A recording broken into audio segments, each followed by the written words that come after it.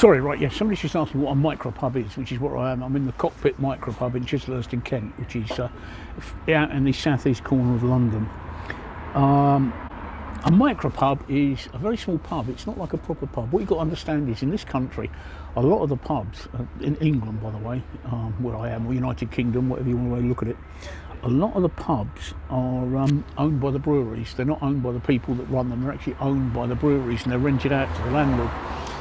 And the breweries dictate what beers the pubs can serve, which is normally the commercial beers like Foster's, Carlsberg, Heineken, what I call dishwater. And because they're owned by the brewery, they can't pick and choose which beers they serve. They have to serve the ones that the breweries tell them to serve. So you don't get a lot of choice. Whereas a micropub isn't tied to a particular brewery. A micropub is free to choose which beers it serves. So what the micropubs tend to do is they tend to look at all the little independent brewers throughout the country and pick and choose the real ales from there. Now this particular micropub is fantastic because they have 5 different beers, 1, 2, 3, 4, 5 different beers on tap each day, and they come from all over the place.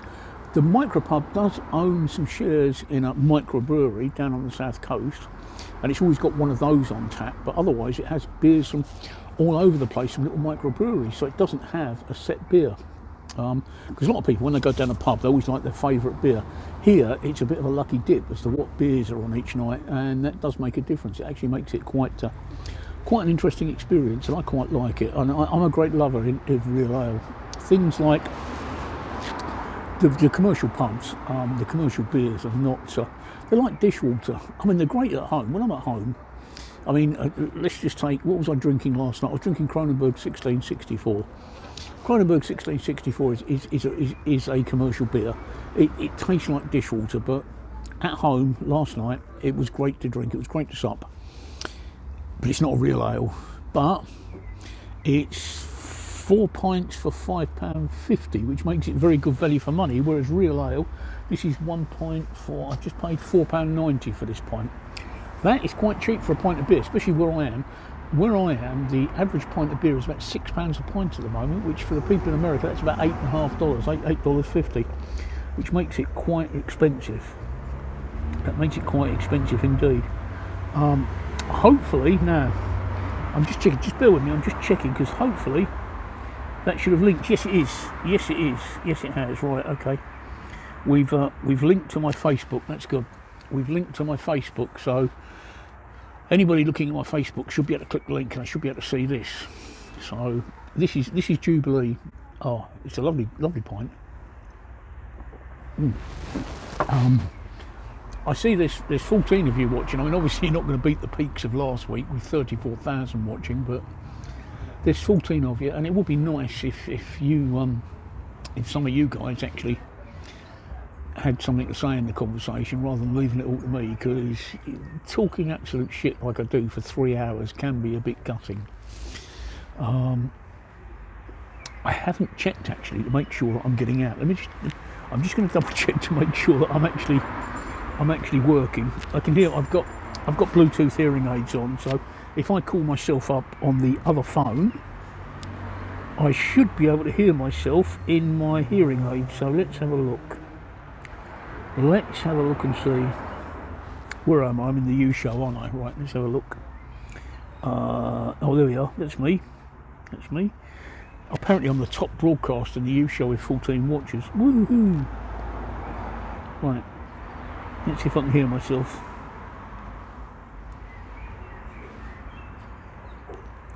No, I can't. No, I can't. Right, is my audio working? Hello, Wall Street BR 0292962. Is my audio working? Because I can't hear myself on my phone, so I'm not sure if my audio is working. Let me just check that.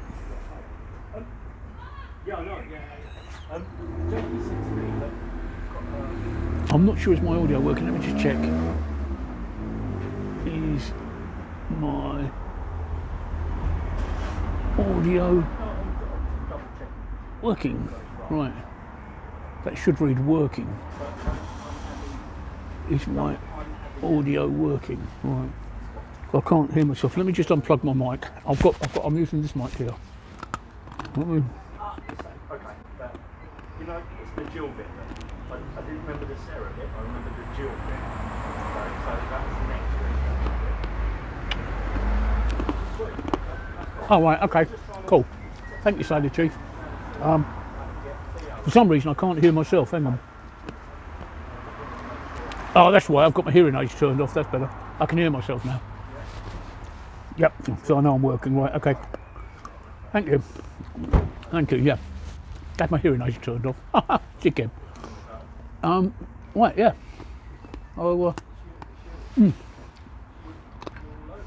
I'm eating pork scratchings.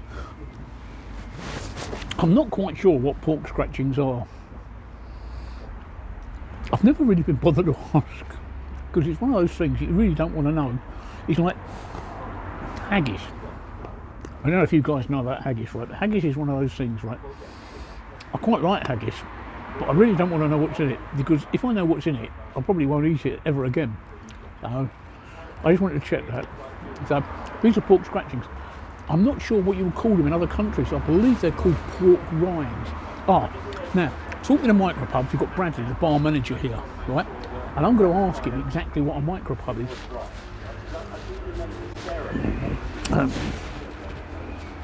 Bradley, I've got a question for you. What exactly is a Micropub? Just a small pub. That's it, small pub. Yeah, literally just on capacity. I've just said it's a small pub that's not tied to any particular brewery. Yeah, that's a fair assessment. Yeah, okay. Yeah.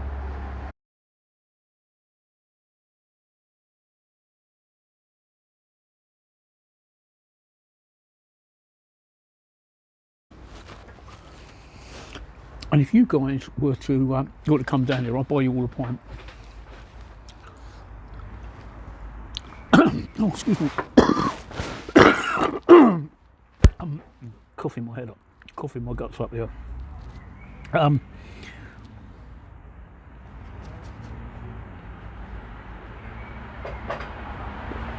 Bear with me for a second. Right. Okay.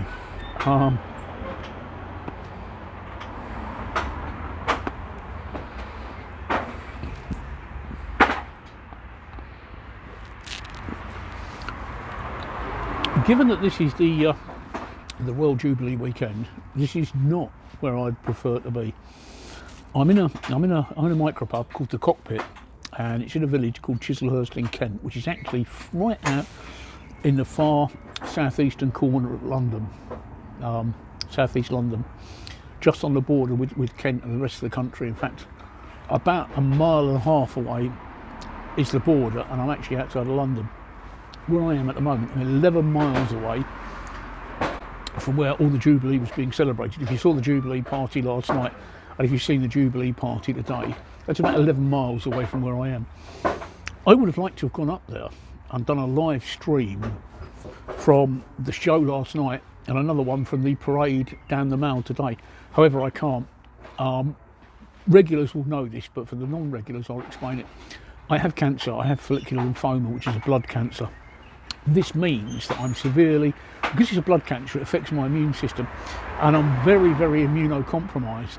And it's dangerous for me to be around other people, because if I catch anything, I can't fight it off like normal people because I'm so immunocompromised. So it really makes me seriously ill. I mean, an example is I caught a little basic virus 3 weeks ago now, and for 2 weeks it knocked me on my arse. My partner, who I gave the virus to because she was about 4 days behind me, she was only out of it for about 5 days. For me, it was 2 weeks before I got over this virus, and I was really, really ill at one point, with a temperature in excess of 40.3 degrees centigrade. My temperature hit, which is very, very high, because I was fighting so hard to get it off. And of course, going up to the Mall and going up to the Jubilee party would mean that I'd be around loads of people, and I just can't take that chance. And COVID hasn't got away. Saying that, I'm fairly safe, I think, because I've had 3 primary COVID vaccinations and 2 booster vaccinations. So I actually have 5 COVID vaccinations altogether. and I've had the whole range of vaccinations. I had AstraZeneca, I've had Pfizer, I've had Moderna, so I've had the lot. And I haven't caught COVID in two years and 3 months. But I don't want to push my luck by getting involved with great big crowds of people. That would be too much. Which is why I'm actually sitting outside the pub. I can't go into the pub. Sexy, Mexy, Pexy. Sup? Does your mother know? In fact, actually, seeing as I'm your dad, a favour, could you let me know who your mother is? That would be great. You know, I mean, I'm pretty sure I know who the mother of all my children are. But just to be on the safe side, just let me know.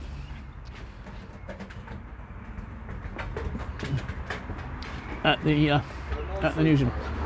Political account 01. I'm in the United Kingdom in London. All right, we don't do firearms. Okay, we really don't do firearms here.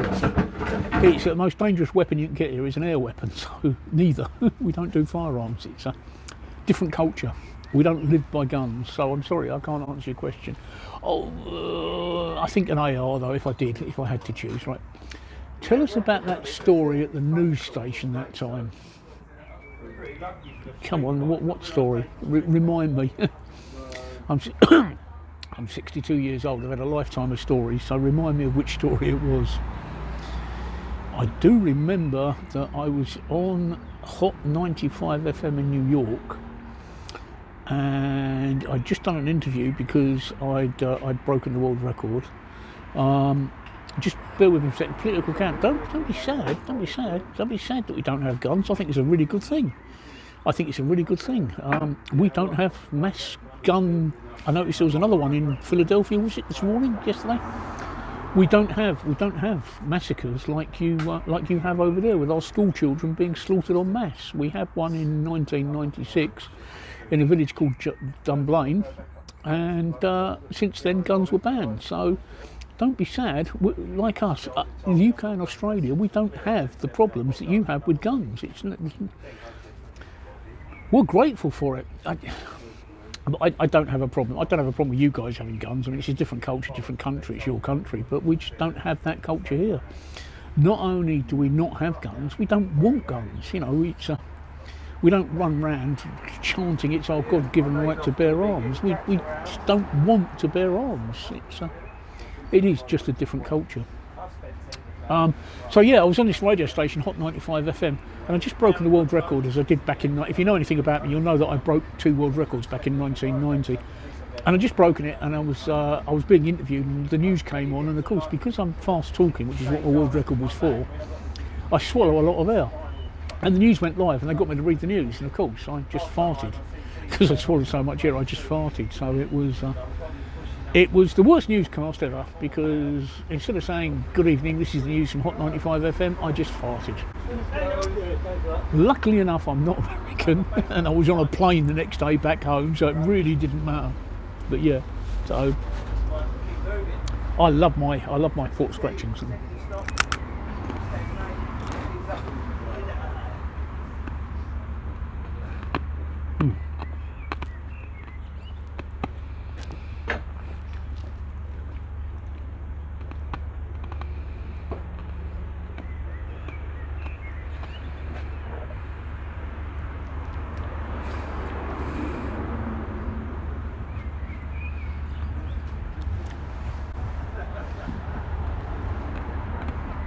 But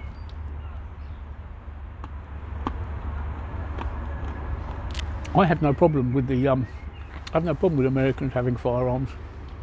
But you know, ask me anything by all means, and I'll give you my view on firearms. That I live in a country where we are not conditioned to believe that firearms is a God-given right. I mean, I often wonder about that. I'll come back to that in a second. Masterpiece of Late 337 has asked me what kind of beer.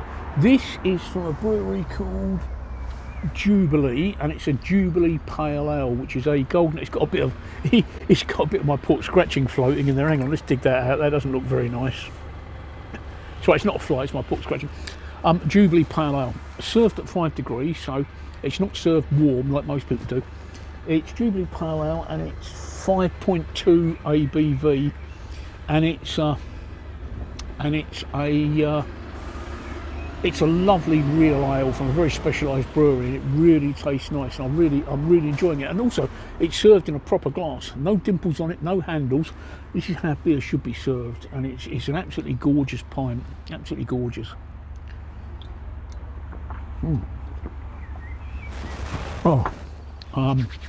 Do I support the monarchy? I'm ambivalent. I'm ambivalent towards the monarchy. I can see your question, by the way, JD, so I will answer it afterwards. I'm ambivalent towards the monarchy because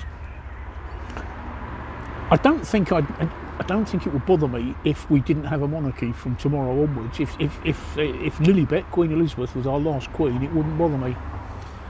But I do like all the pomp and circumstance and all the pageantry and what this weekend has done, all the trooping of the colour, all the parades down the Mall, all that sort of traditional stuff I love.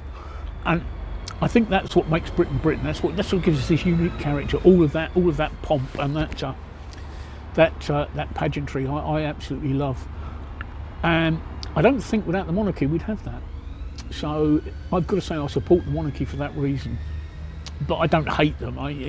It's just one of those things. I grew up in a country with a monarchy. I don't know anything but a monarchy. As long as as long as we kept the traditions, I think that would be great. But then, if there was no monarchy, we wouldn't have had this weekend. And I mean, come on, it's gone all over the world this weekend. It's been viewed by people all over the world, and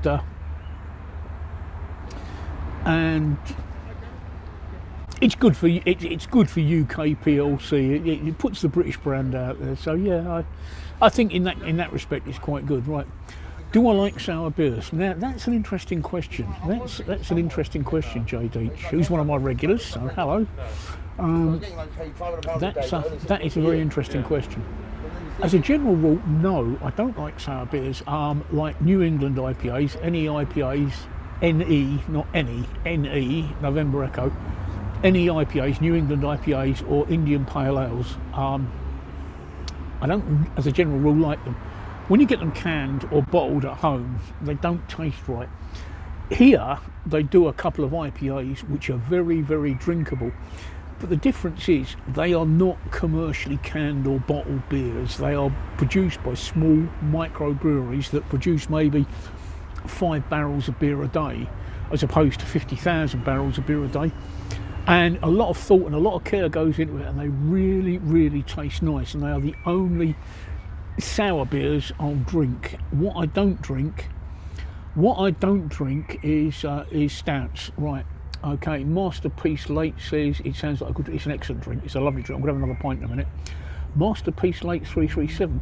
What do you think of your chances in the upcoming World Cup? None at all. Because as you can see, I'm in a wheelchair, so there's no chance of me winning the World Cup. If you're going to ask about what do I think about England, up until yesterday, I would have said we're in with a good chance based on our performance over the last few years. I would have said we're going to win it. The fact that we got our arse handed to us by, was it Hungary or Bulgaria yesterday, makes me pause and think that's a bit of a they're not a world-beating team, but that might just be a bit of luck. I still think we stand a good chance of winning it. I think we're going into this World Cup with the best England team we've had since 1966 when we last won the World Cup. I think we're going into the World Cup in November. I don't know how our guys will do in the heat, because I mean I know it's been moved to November, but even in November in Qatar, the heat is going to be up there near 40 degrees. Now I've been out in 40 degree heat. I was out in South Africa in 2011, 2012, and we went to a place called Durbanville, which is outside of Cape Town. It's a good few miles outside of Cape Town, but it's in the open, and we went to a horse racing meeting. I don't support horse racing, but I did some filming there, and it was out in the open, and it was on the flat ground, and the heat was ferocious. It was 46 degrees, and there was no, because it was flat, There were no trees, there was no shade anywhere.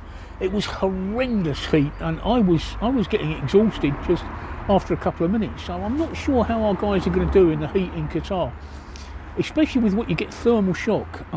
That's the other problem with South Africa. I had thermal shock.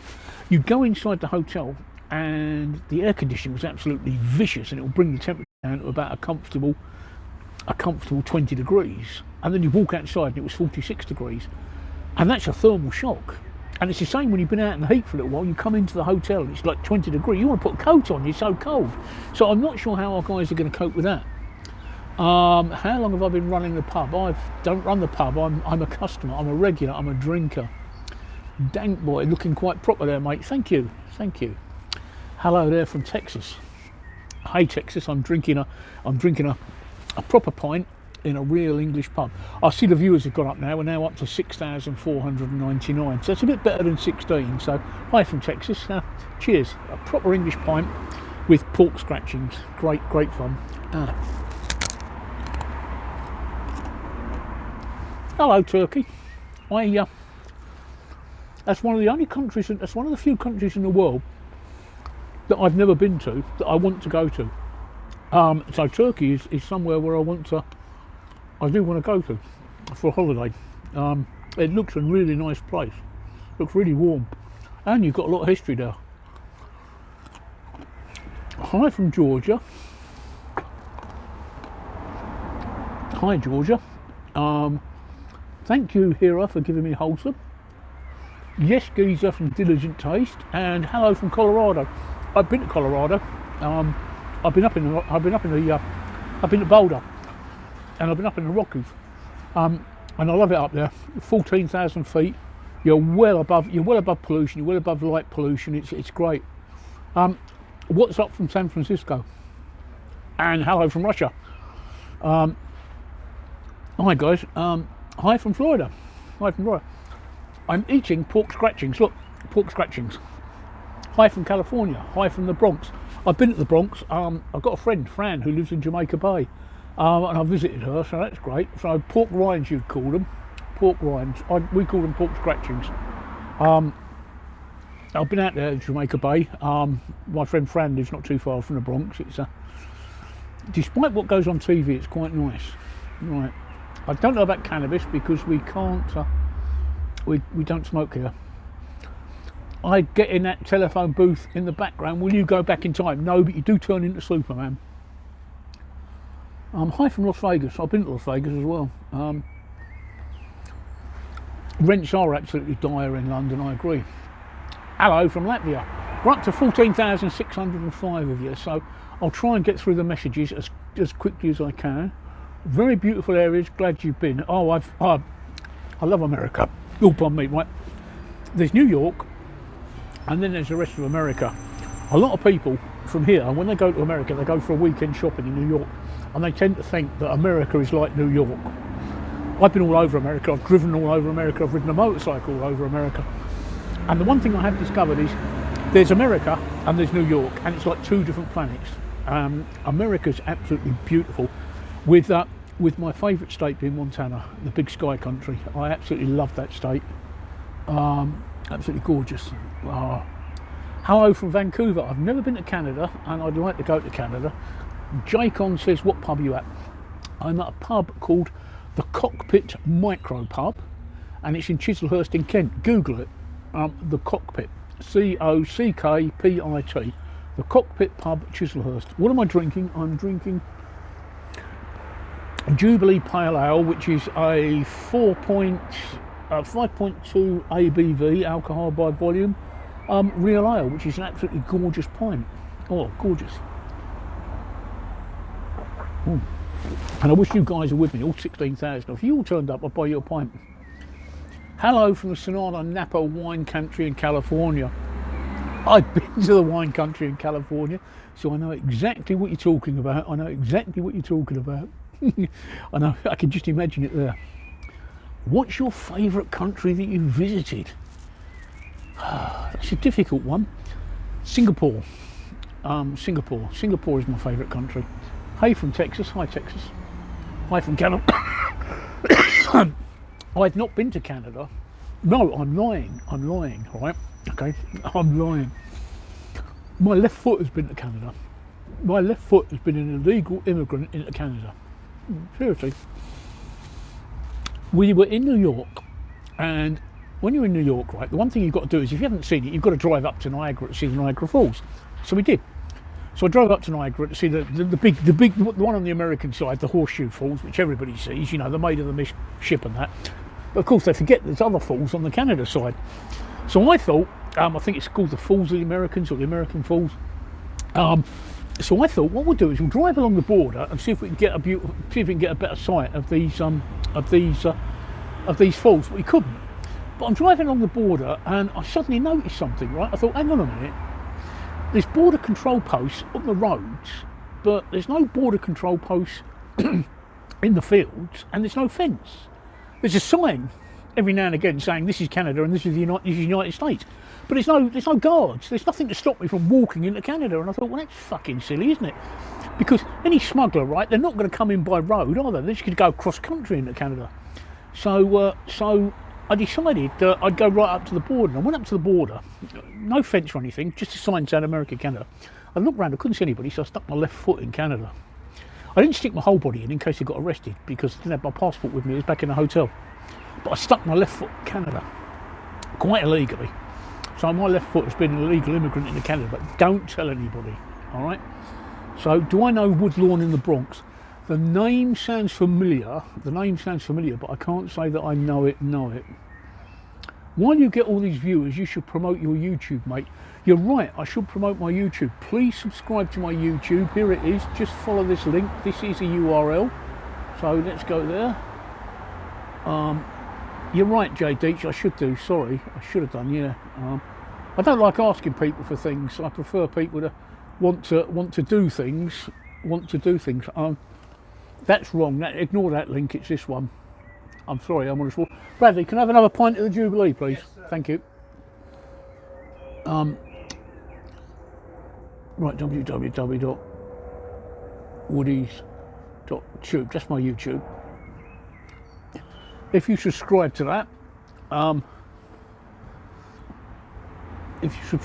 let me know. Right, okay, hang on. All these people not believing I'm in a wheelchair. Okay, look, wheelchair, look, wheelchair. See? Okay. You can believe it or not if you like. It doesn't really matter to me. The reason I'm in a wheelchair is because I've got an incurable cancer. But there we go. Right. Okay. Do I like Boris? No, he's a fucking disgrace. I couldn't believe it. I watched him go into the St Paul's Cathedral yesterday. Right, into the service. The man looks like he slept in a hedge. All right. He really does look like he slept in a hedge. He's a scruffy bastard. I can't believe what a scruffy bastard is. He looks like he slept in a hedge. Don't you agree, Bradley? What's that? Boris looks like he sleeps in a hedge. Yeah. And his hairstyle said, I've arrived on a motorbike without a crash helmet. Love that jacket, right. Is that a telephone booth behind you? Yes, it is a London telephone booth behind me. Good lad, if he brings a pint in 3 minutes, he bought it in less than 3 minutes, and I'll tip him when I set up my tab at the end of the evening. We all need a life story from a Brit in a pub. Of course you do. Are my eyes tripping, or does that background look fake? Hey, the background might look fake, but the background's very real. How can I prove it? Hang on, I'll prove it. Hang on, I've got to unplug my microphone. I'm going to take my microphone for a minute and I'll prove how real. I'll do two things. Right. I'll prove how real the background is, and am I really in a wheelchair? Right, hang on. Watch.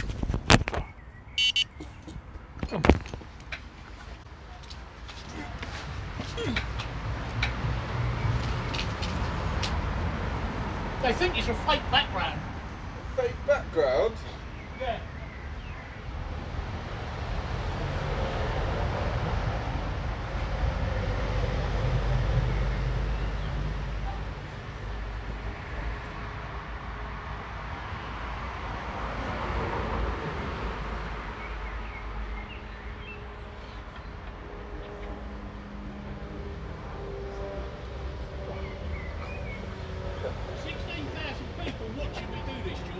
Jesus Christ. They think the background is a fake. Oh. Right, there we go. 17,390 people watching. Oh dear. Just there. That figure there.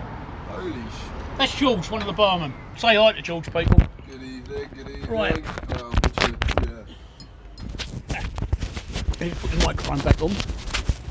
Okay, now, are you happy that that is not a fake background, and are you guys happy that I'm in a wheelchair? Fake wheel, you fucking idiot. Right, okay. Fake wheelchair. Oh. Right. Okay, so I'm in a wheelchair. The reason I'm in a wheelchair is because I have an incurable cancer called follicular lymphoma, and it's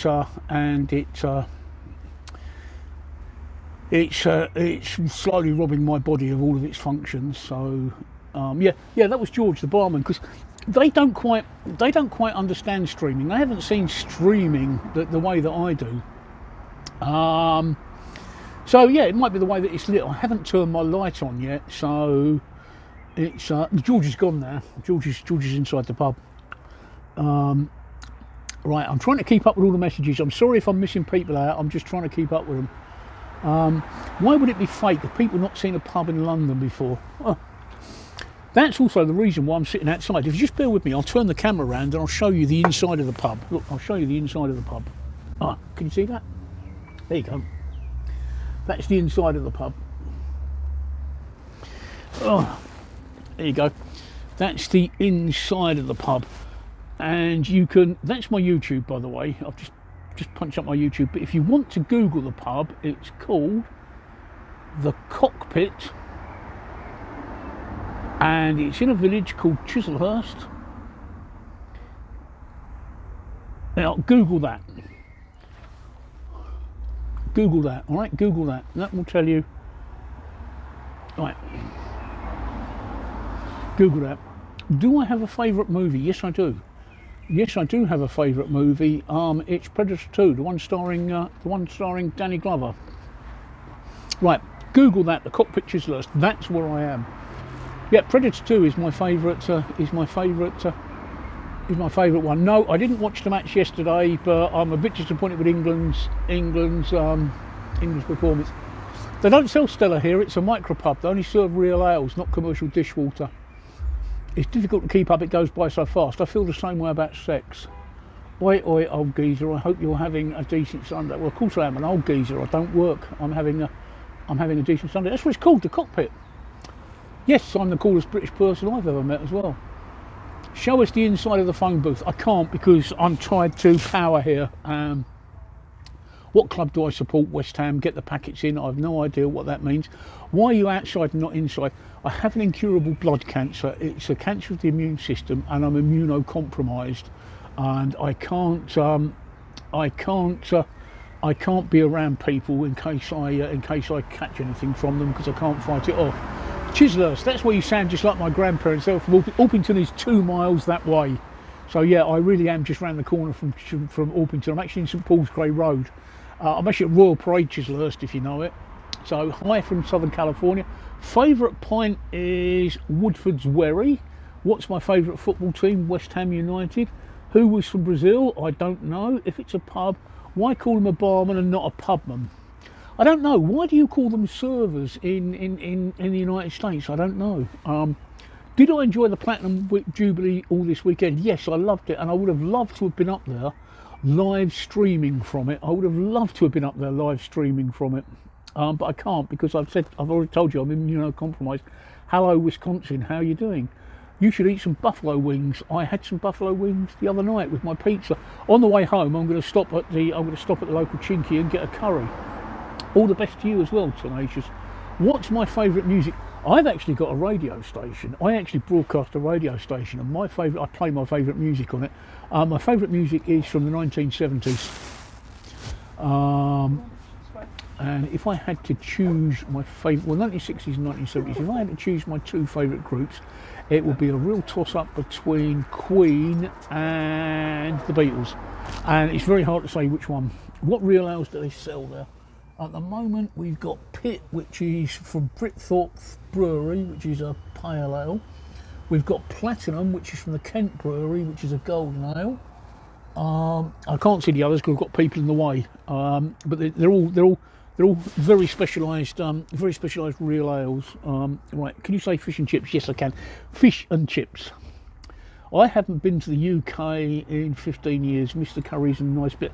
There's no such thing as a nice bitter. Hi from New York City. How old am I? I'm 62. What am I drinking? I'm drinking Jubilee, which is an IPA of 5.2 ABV. This is the greatest live stream I've ever seen. Thank you. Hi from Belgium. Comment ça va? Get well soon. Yeah, get well soon. You don't quite. Do you know what? Out of all the things that you say to people with an incurable cancer, right? Get well soon is the one that says, I didn't really think about that. I'll say it again, I have an incurable cancer. So when you say get well soon, just think about that and see if you can rephrase that a bit better. What do you think of the UK leaving the EU? The great con, right? I'll tell you what, right? I actually voted for the to leave, right? Because I had a nice spot for the UK picked out by the Azores. Can you imagine my surprise the day after we actually left? We're still in the same fucking place, 22 miles from Calais. I've got a con. I wanted to be out by the Azores, but no. We're still attached to Europe by a bloody tunnel and everything else, so we haven't really left Europe at all. Are you interested in Latinas? I'm 62 years old with cancer, right? Okay. I'm not interested in anything like. I'm interested in it. My mind's interested in it, but I'll tell you what, right? The only way I could get any part of my body to go hard, with all the medication I'm on, is to stick it in the freezer for an hour beforehand. Hello from Tennessee. Were any of your family in World War II? Yes, they were. My grandfather fought in World War II. My grandfather fought in World War II. Yeah. So I have a heart defect. I always sit outside. I love the UK. I love it too. Are you in Boris's constituency in South London? No, I'm not. What's up, Grandpa? Hello, grandson. Hi from Ohio. Hello from Algeria. Comment allez-vous? Comment ça va? What do I think of the royal family? I love all the pomp and circumstance and the ceremony we just spent the last 2 weeks, the last 2 days going through, which I think is great. Right. Sorry, I'm just catching up with all the questions. There's 17,000 of you, so it's a bit of a nightmare. 18,000 of you, so I'm trying to keep up with the chat as best I can. All right. These people need to follow your Twitch. Yes, they do need to follow my Twitch. They need to join my YouTube as well, just to subscribe to me. And my radio station, which if you look at my link tree, which if you go into my, if you click on my username, you'll find my link tree, you'll find my radio station, right? How big of a deal? The Jubilee is big, right? Right. Hello from British Columbia, Canada. Have you ever been to your sister country? Yes, my left foot has been to Canada, and I've told the story about that. My left foot has illegally been to Canada. Howdy from Ohio. What's the biggest life lesson you can share with us? If you're ever told you have an incurable disease, don't see it as an obstacle, see it as a challenge. What's your opinion on motorcycles? From the time I was 16, when you were legally able to ride motorcycles, up until I was 55, I've never been without a motorcycle. As an adult, I've always had motorcycles. Lots of ones, big ones, 1200cc, 1300cc ones, and everything else, right? So, I love how the guy from Toronto, you want me to say aluminum, do you? We don't say aluminum here, it's called aluminium, right? You say aluminum, we say aluminium. I'm not saddened about my condition. Like I say, I don't see, that's my biggest life lesson, right? Don't see obstacles, see challenges. And my challenge is, I've got an incurable cancer. The challenge is to live my life the best way I can with it. Have you ever laid your own paving? If so, what's a good substrate? Yes, I've laid my own patio, and dead bodies are normally the best thing to go under a patio. My favourite film is Predator 2, the one starring Danny Glover. Is that a real phone booth behind you? Yes, it is a real phone booth behind you. Hi from the Philippines. Okay, all the best. Get well soon. You're another one. Get well soon. I used to get really offended when I say to people, I've got an incurable cancer, and they say, oh, I hope you get well soon. Just think about that for a minute. Just think about that for a minute. It's called aluminium, right? You say aluminum, we say aluminium. So you know, it's I All right, anything else you want me to say? You have the same attitude as my father, and it served him well. Attitude is everything. It's the only way to be. It is the only way to be. Let me just oh, I'm out of breath now, just watching all the things. What's the one thing you wish you could have done that you can't do anymore? 3 in a bed sex with 2 raving 22-year-old lesbian nymphomaniacs. That's the answer to that one. Do I fear death? Now that's a very good question. I'm going to spend a bit of time answering that. A lot of people say to me, how do I feel about having an incurable cancer? And my answer is, it actually gives me an inner peace. It gives me an inner peace because in our lives, we all ask ourselves 2 questions. All of us done it. You've all done it, right? You ask yourself, how is it going to end for me? Is there life after death? Well, the answer is, I don't know, and I'll let you know one day.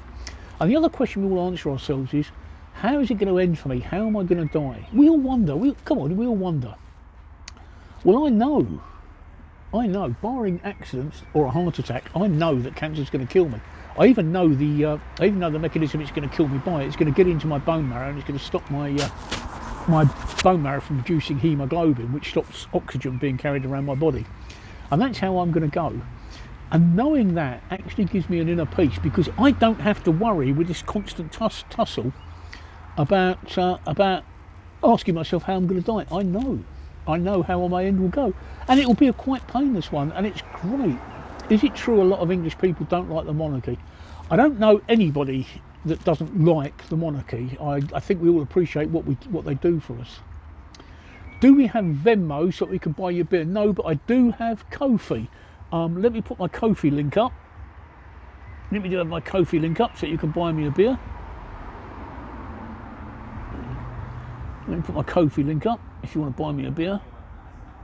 So I don't have Venmo because I don't think we have it in the United Kingdom. This should be my Ko-fi link, so you can buy me a Ko-fi. So that should do it, right? Okay. Oh no, it's not that. It's SPW. I'll do that again. Like fucking small fingers here. Right? Ko-fi.com. If I was on my desktop, I'd have this all set up, but I'm not. I've not got my desktop out here. I'm on a cell phone. Right, there we go. That's the right.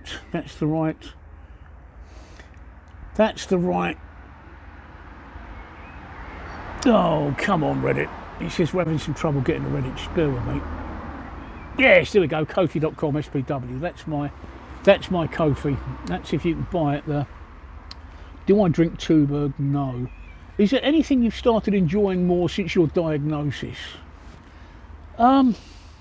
Not really. Well, yeah, retirement. Yeah, since my diagnosis, streaming. That's something that I've enjoyed doing more. Being immunocompromised means that I've been away from. I've had to lock myself away from people for over 2 years because of the fear of COVID. But I've been vaccinated 5 times now, so I think I'm pretty safe.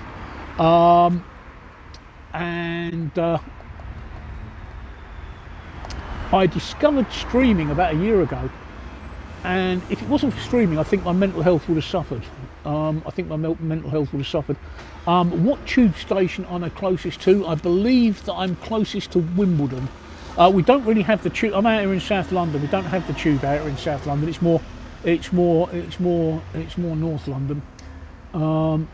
Oh, it's Ko-fi, not Ko-fi. Sorry, I haven't got the link. I haven't got the link as a copy and paste. So, okay, you're right. So I will do it again. So it's Oh fuck! It's raining.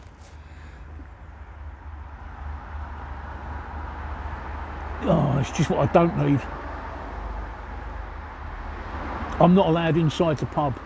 I'm not allowed inside the pub and streaming. If it gets too raining, I'll have to stop the stream and go inside the pub because I don't want to get wet. Right, got it. Ko-fi.com SPW. Thank you. Got it. Right. Okay. What do I think about the war in Ukraine? It's a tragedy, and my support is completely there with Ukraine, and I hope Ukraine win, and they're doing well. What was your career before I retired? I was a cab driver, which is why I can spend hours talking bollocks. And yeah, the isolation was a nightmare. What time is it here for me? It is 8:05 in the evening. Steve, say hello to Wordlands. Hello, Wordlands. What's the best thing about living in the UK? No guns. I thought you was travelling outside of London. Was it Birmingham? I'm going to Birmingham in 3 weeks' time to meet some friends. It's lovely weather. It's a bit grey, it's a bit damp, and it's actually started to rain, which is really handy because I live 3 miles in that direction. I've got an electric wheelchair, and electrics and rain don't mix. Right. If not for the cars and people passing in the background, you'd think you'd think it was fake. Yeah, of course you would. Yeah, yeah. I can demonstrate it's not fake. I really can. I heard stabbings were a common thing in London. Well, I've not been stabbed, and I've lived here 62 years. Yes, loads of signs of the Jubilee. Let me turn the camera around and show you inside the pub. See, there you go. Ah, there you go. See, plenty in there, right? Oh, what's the best car you've ever owned? My current car, I've got you call it a Hyundai, I call it a Hyundai Ioniq, which is a hybrid electric vehicle. What's the weirdest situation you've ever found yourself in? I can't tell you because that would be rude. This makes me miss England. It's true, no guns, so I don't have to wake up every morning and read about yet another massacre in a high school, which is a real shame. Do you think Northern English people are more friendly than Southern English people? I think all English people are friendly. I don't believe in this North-South divide. When I go out to Birmingham in 3 weeks' time, I'll be with a load of Northern people. A cold pint of the company of a nice, loose woman. With the I've got cancer. I'm 62 years old. I'm on some very powerful medication, which has basically rendered me impotent. 20 years ago, it would have been a company of a nice, loose woman. Now it's a cold pint. Definitely a cold pint. Coffee from America from you. Cheers. I can't check what's going on because I'm on my cell phone. This is a cell phone that I'm actually broadcasting from. There's no power out here, otherwise I'd bring my laptop up, and if I brought my laptop up I could do a proper stream with OBS and all the special effects, and I'll be able to see what was going on. But I do this stream on a Sunday night because it is just a thingy. Right. Hello from Los Angeles. I've been to Los Angeles. I stayed in Century City, and my overriding memory of Los Angeles was I did the Universal Studios tour, and I was there the day they opened up the backdraft lot, and that was fantastic, absolutely fantastic. Right, good idea. I have weed soda. Cheers from Devon. Hello Devon. I spent many years going on holiday in Brixham down there. Hi from San Francisco. Hello mate. Are English people racist? No, I don't think so. I don't think so. I'll tell you one thing, right? You're coming on about that, saying about people being racist, right? That's one thing that being a streamer takes away from you, because when I look at you guys, right, all I've got, right, you can see me, right? You can see me as a white guy. You know that I'm a white guy, right? White male, right? But when I look at you guys, unless your handle actually tells me, I've got no idea what gender you guys are. And I say guys as in a general thing, right? I've got no idea what gender you are, what race you are, what colour you are, how old or how young you are. And so I have to treat each of you equally, and I like that. I like being able to relate to you all as equals, because I've got no preconceived isms or ists when I deal with you. So no, we're not racist. Will meeting people in Birmingham be risky? Only the food. Only the food. How long have I been streaming on here? I've been streaming on Twitch since January. I only discovered streaming on Twitch since January. Are you near the roundabout in Golders Green? No, I'm not. I'm on the other side of the river. I'm down here in the far east corner of London, far south corner. Cheers from Gloucester. My grandparents, they come from Stroud, and my mother, we scattered her ashes on Rodborough Hill a couple of years back. Hi from Brazil. Hello from South Dakota. What are you chewing on? I'm chewing on pork scratchings, which you would call pork rinds, I think. Backdraft was closed. It was, well, it shows how long it is. How has the NHS been in the fifth? I've had no difficulty. I've got cancer. It's a magic passport. It gets you instant treatment. Good evening from Australia. I've been out to Australia, a lovely country. Not sure if you have a plethora of beer choices there, but what do you prefer as far as beer? If I'm at home, I prefer a lager. If I'm out, I prefer an IPA. Cheers from Greece. Hi from Maryland. Hello from Antarctica. Somewhere that's colder than London at the moment. How long have I been on Reddit? Since January of this year. How does it feel to be dispossessed in your homeland? What a fucking stupid question is that? How would I know? All you see is our energy. That's right. All I see is your personality. Oh right, yeah. Yes, various other gits. That's because back in 1990 I broke a world record. If you look, there's one on there called Fast Talk. It's a documentary that was made about me a few years ago. I recommend you go and look at that. Travelling to the UK, any places we should see, all of it is beautiful. Are you a cabbie? You give me cabbie vibes. I used to be before I retired. Hello from Brighton. What kind of pint you've got? I haven't, I'm just about to down this one, hang on.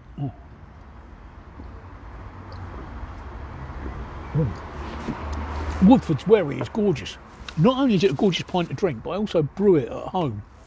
Well, not at the moment, because my room that I brew in is being used for other things, but you can get the kit to brew at home.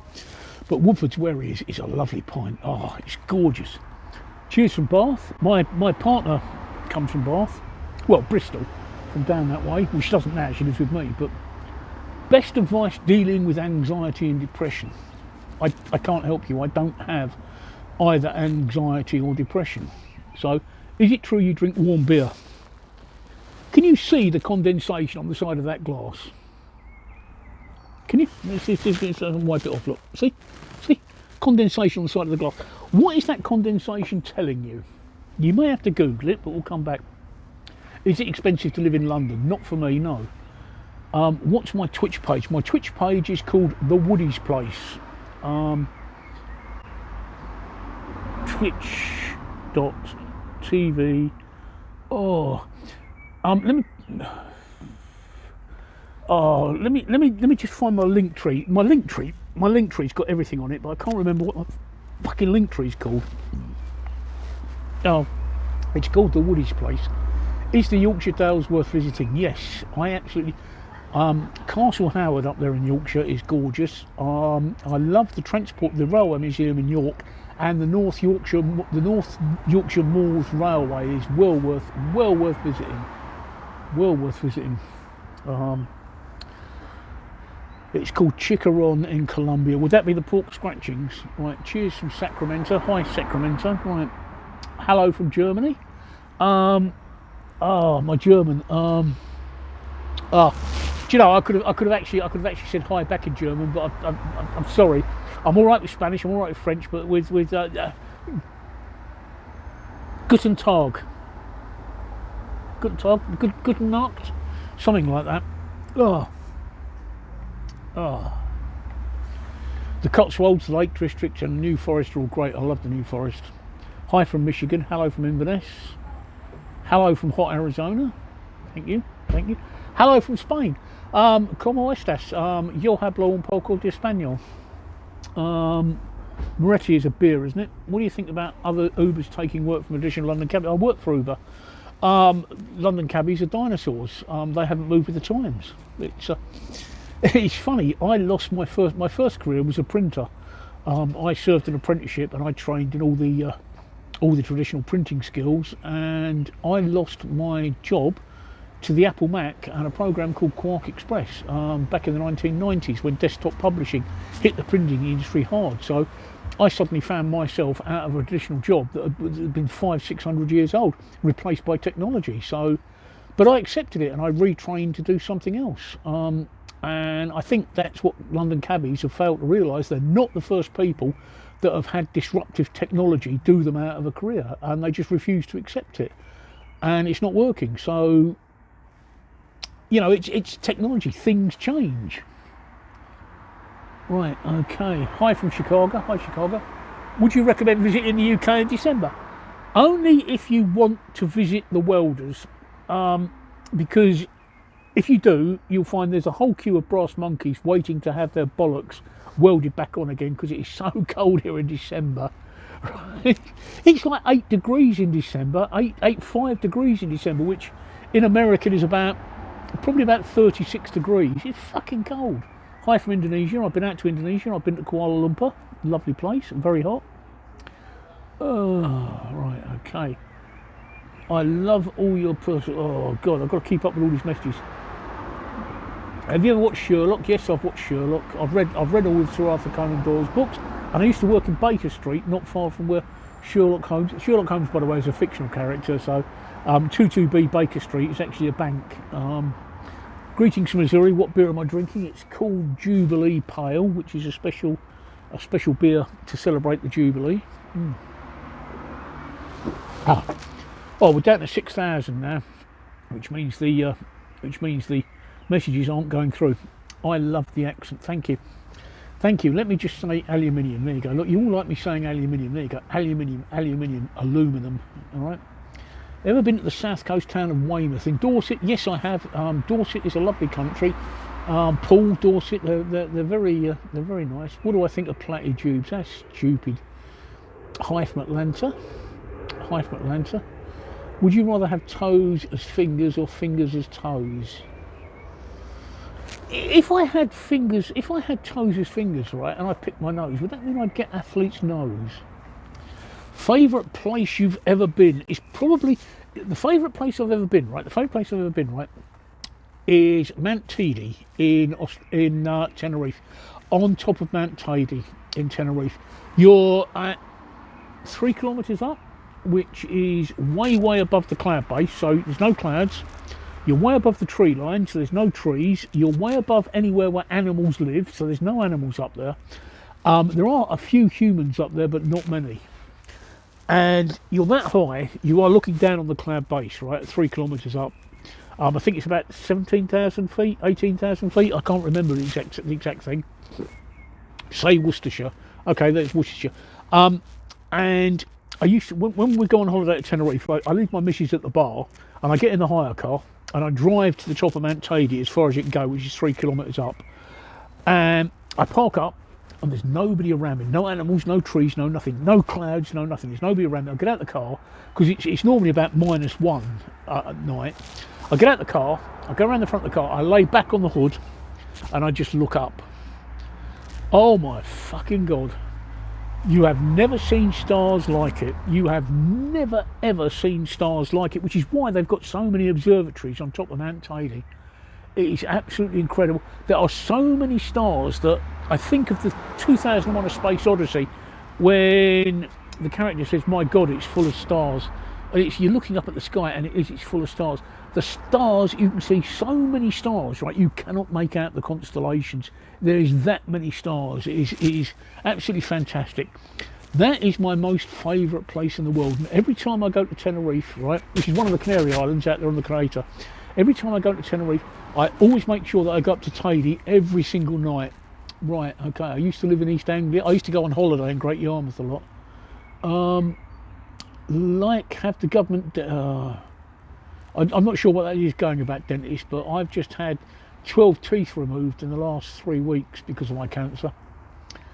They say the best way to enjoy London is to look up. No, the best way to enjoy London is to be here. 3 kilometres is about 9,500 feet. It's a bit more than 3 kilometres. Then Google it. Google how high. Google how high. The place is called Canada Plains on Mount Teide. Google how high it is. I can't do it. What advice would you give to your younger self? Wear a condom. It is beautiful. It is beautiful, Extreme Mushroom. Mount Teide, it is. I can't tell you what it's like.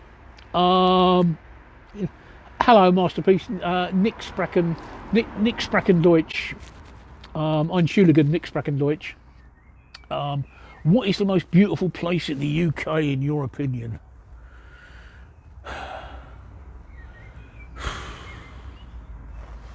Winkle Street on the Isle of Wight. Google it.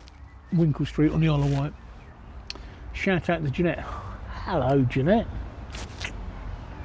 I'm just saying, British people don't have insurance and no healthcare. No, we don't have insurance, and we do have healthcare. We don't have healthcare because we get free healthcare. We don't need insurance. What do we need insurance for? We get free healthcare. I have cancer. I've had cancer since 2012, and I'm treated completely free. I don't need insurance. I've never been to Newcastle on Tyne, so I can't recommend it. I'm sorry, I don't know. I've never been to Newcastle on Tyne. Sorry. Wow, that's an awful lot of questions going on there, isn't it?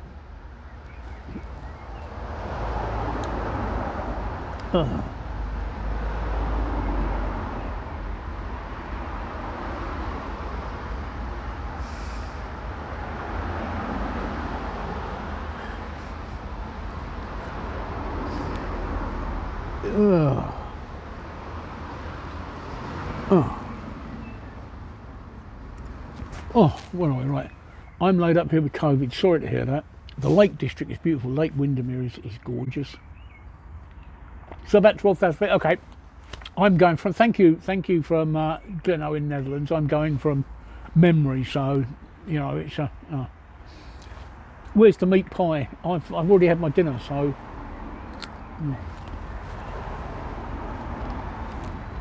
Would you suggest moving in London? Well, yeah, if you don't, people think you're dead.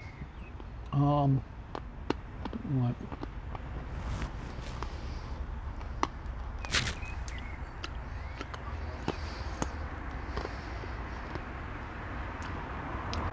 Yeah, I'm sorry you've got COVID. I really am sorry about that. Shit, my battery's going. Hang on. Oh.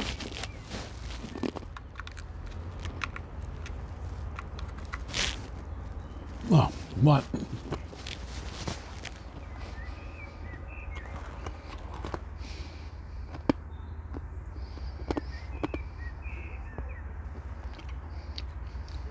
A hobnob is a biscuit. Pork pie or a pasty? Definitely a pasty. By the order of the Pinky Blinders, except they come from Birmingham, or the Black Country, and I'm here in London, so you'd have to do it in a Birmingham accent, which is like this. Hang on, I've got my mouthful of food. By order of the Pinky Blinders. So,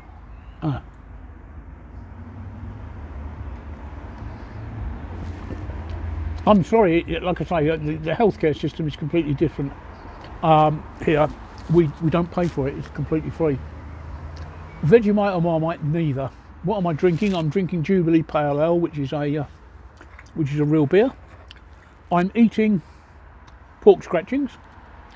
Would you rather be out in the rain or the snow? I think the rain, because you can be warm in the rain, but in the snow you're fucking cold. Hello and good evening, Planting Claymore, one of my regulars.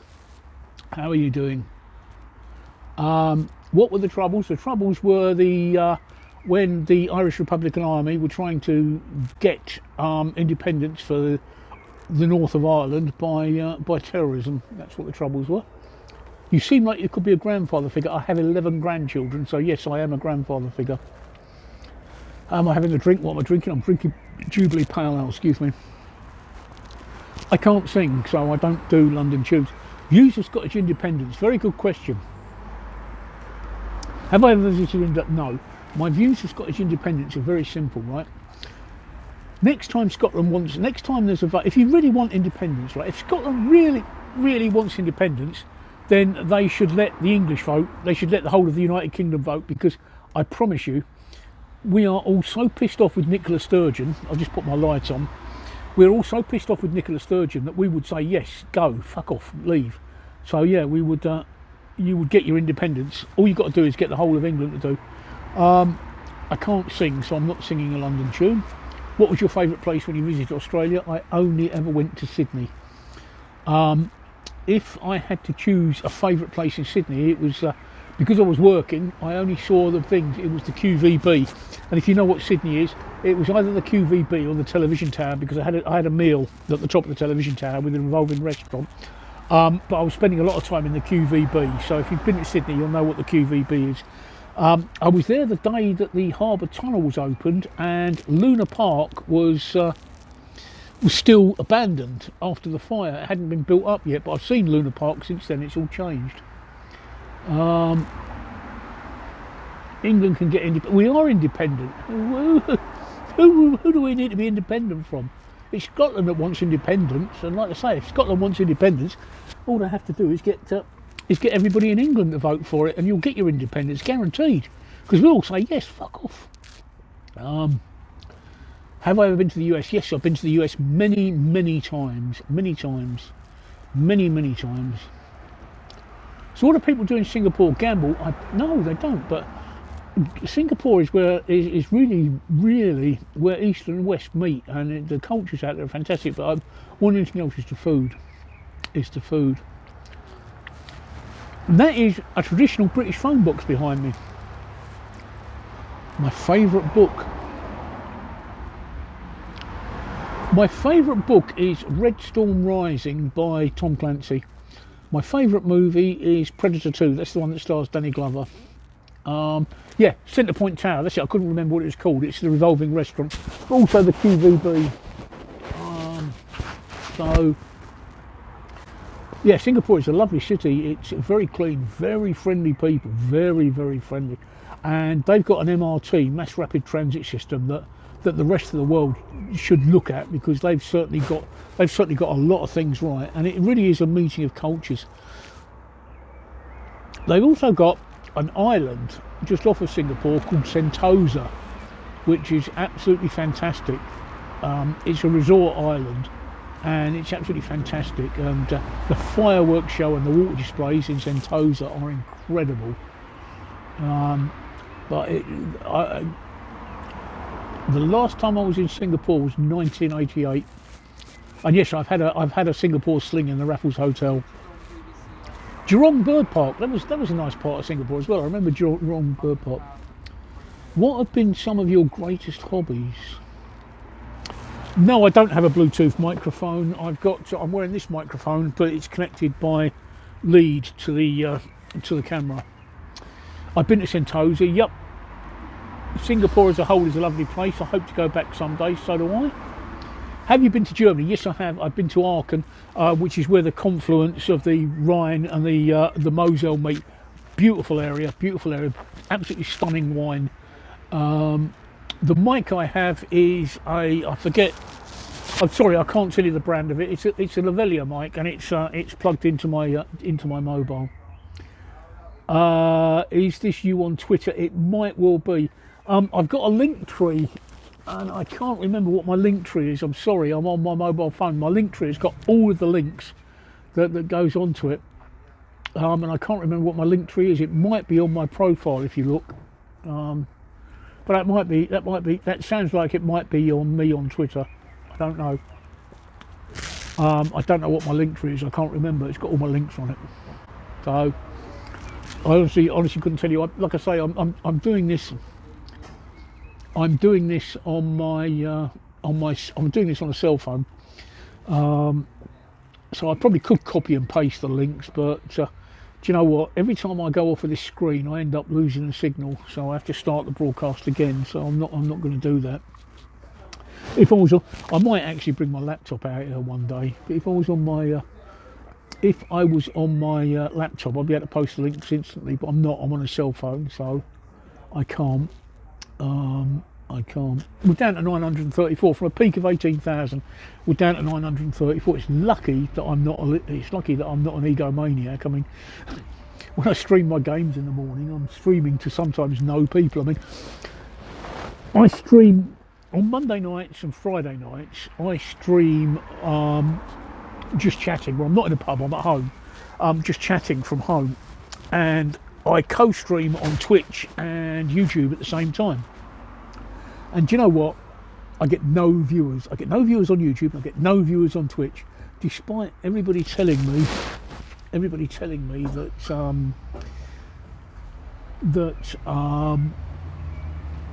I should go on Twitch, and I've gone on Twitch several times, and I still get none. So, but I'll grind away at it. What's the best thing and the worst thing about London? The best thing about London is no guns. The worst thing about London, we have knife crime. How late is it? At 8:30? Yes, it is. It's 20:29 in the evening.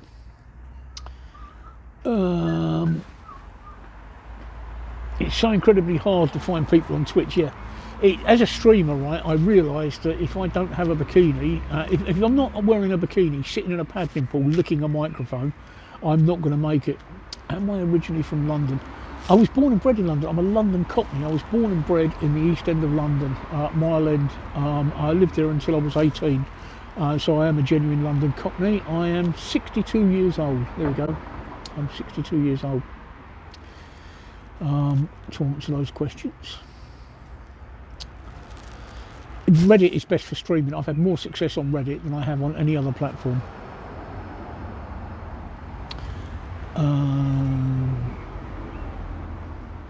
Yes, I have Mohammed on YouTube. Yes, Mohammed on YouTube occasionally pops up. I forgot that Mohammed on YouTube. Yes. Also, somebody else pops up on YouTube, and I forget who it is now. Actually, it's you, Happy Smile Seeker, isn't it? It's you. You're the other one that pops up on YouTube. Yeah. 62, Alfie, not 64. Don't make me older than I actually am. Right, for all those people that think that this is a fake background, see that guy in the blue jacket, right? See that guy in the blue jacket? Keep watching him, because he'll come right past me, and you can't do that on a fake background.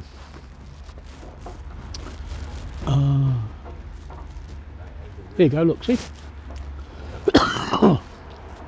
Do I believe in any religion? No, I'm not religion. If I had to describe myself, I would describe myself as a quizzical agnostic. What does that mean? That means that if I suddenly had an epiphany, I'd go around and plant question marks on people's front lawns and set fire to them. Yeah, knife crime, it is a bit... certain parts of London, we do have a serious knife crime problem. Luckily enough, not where I am. So, it's a very safe area where I am. I've only just got a affiliate on Twitch talking about it. It's a grind. It's a grind. I've met 3 out of the 4 requirements. All I need is to have an average of 3 people chatting at any one time, and that's like getting 3 people on Twitch. Right, for me, is rarer than rocking horse shit. So that doesn't happen. We love you, Steve. Well, I love you too, Happy Smile Seeker. I'm sure you're the other person that comes up on YouTube, but you know, for the life of me, I can't. Are you Tyson? Yes, Tyson. That's the other person. Tyson. That's the other person that comes up on YouTube occasionally. So I think you're one of those, aren't you? Yes, Alfie. I broadcast 3 times a week. I do Monday night, Friday night, and I do my pub stream on a Sunday night. Does Reddit actually earn you any money? No, Reddit doesn't earn me anything at all. In fact, Reddit costs me money. Every stream I make costs me money. I have to pay for the internet access, I have to pay for the mobile phone cell plan. I've had to pay for all the equipment that I use, so it doesn't make me any money. Do people still splash each other with acid in the UK? Well, I've not been splashed with acid yet. Where do English people get their euphemisms? We make it up. Thoughts on Biden? No, I've got no thoughts. He's your president, not mine. He doesn't own the world, he just owns America. What's your thought on the rise of the internet? I was on the internet. I've been involved in online communities since before the internet. I started back in the 1980s, and in the early 1980s with Kix and CompuServe and AOL Online. Before the internet as we know it,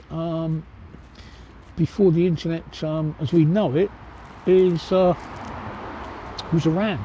Even before Tim Berners-Lee invented the World Wide Web. So yeah.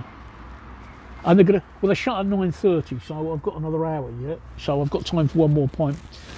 Do I like politics? Not really. I try not to get involved, although I do think our Prime Minister is a fucking disgrace. Scruffy bastard.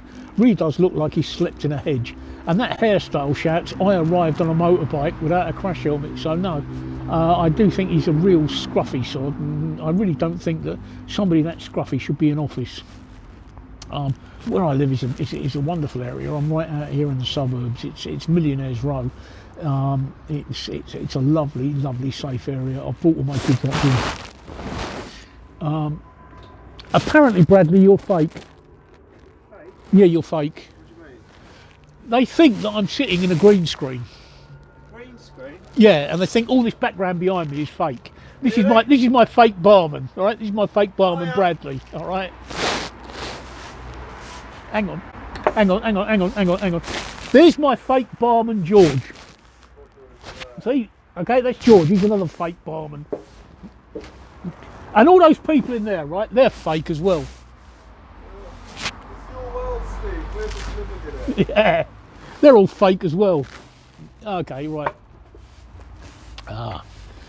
They shut early. Ain't there a Spoons near me? Yeah, there's a Spoons in Petts Wood, but the reason I particularly like this pub is because I'm in a wheelchair. I'm disabled. I'm in a wheelchair, and they've got an outside area, and they cater for my wheelchair disabilities. None of the other pubs in the areas do. What do I think about Brexit? I think it was the world's greatest con, because the day after we left, I woke up and I found out we were still 22 miles from Europe, and I thought that's a con, because I wanted to leave in. I wanted to pick out. I had a nice spot for the UK, picked out by the Azores, but we never got there. We're still attached to Europe. I did have a bulletin board. In my case, it was for my Amiga. Right, okay. Let's go through the right. Yeah. Hi, fake Bradley. They said. I know. It's because we've been brought up with a generation of people that are used to CGI. So they think everything's fake. Yeah.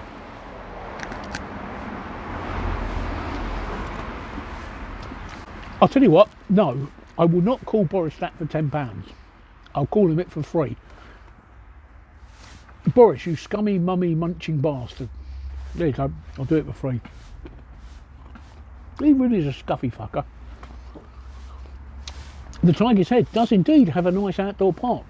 The problem with the Tiger's Head is they only serve dishwater beer, because it's owned by the chef and brewer chain. So they've only got commercial beers on tap. Whereas the Cockpit, which is down in Royal Parade, which is where I am, is a micropub serving proper real ales. So given the choice of the two, I would prefer the Cockpit. Also, the bus stop is literally just across the road there. So it's easy for me to get to my house to the bus stop. Whereas from get to the bus stop there, by the shore, to the Royal Parade is a bit of a mission. Even though I've got an electric wheelchair, it's a bit of a mission if you know the area. So yeah, this pub does well. Bradley, yes. You know you're not real. Yes. Can I have another pint? Yeah, Jubilee. Yeah, please. Another fake pint of Jubilee. Yeah, fake pint of Jubilee. Get a life. Yeah. I just need to knock this one back, so bear with me.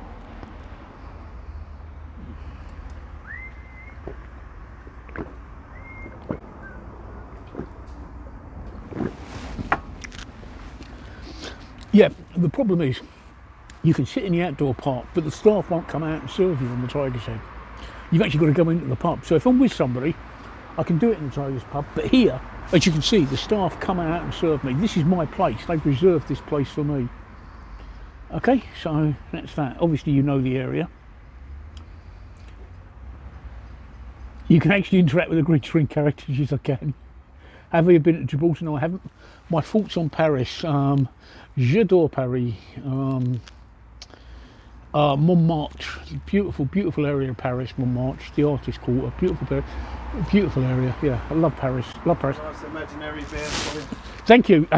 That's my fake barman with my fake background, and this is my fake British accent. I think personally, you're all fake viewers. George is shocked to find out he's never existed. Okay. Oh. Is the phone booth fake? No, the phone booth isn't fake, for fuck's sake.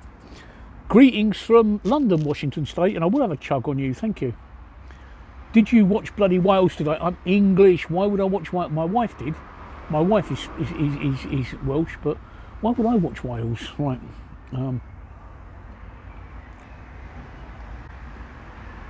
Brittany in France is really good brew scene. Epinay is a better brew scene.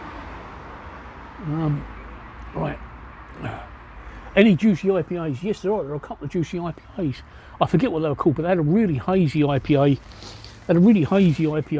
This one that I'm drinking now is Jubilee, which is a hazy IPA. Look at that. Look at that for hazy. Eh? And look how cold it is. Look at the condensation on that glass. That is a gorgeous hazy IPA. Oh.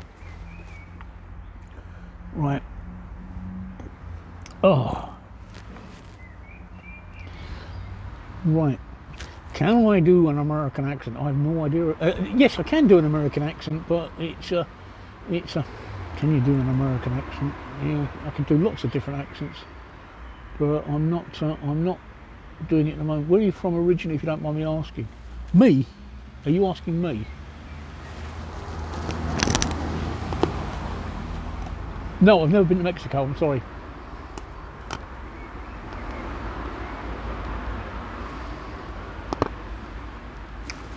It is a lovely little outdoor area and there's some great bartenders.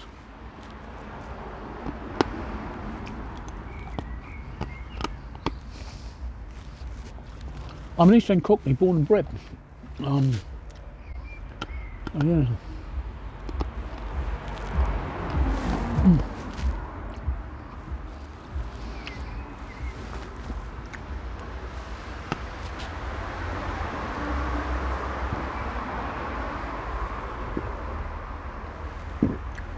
Let me the ABV on that is 5.2 alcohol by volume, 5.2.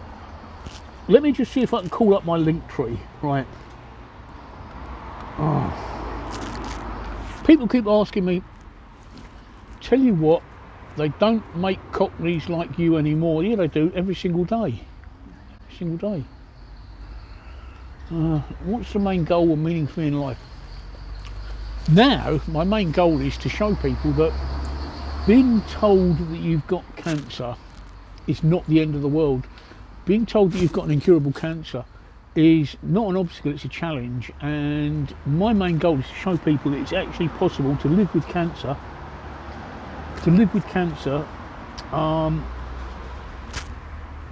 and still have good quality of life. Right, here's my link tree, and that will answer the questions about all the links. So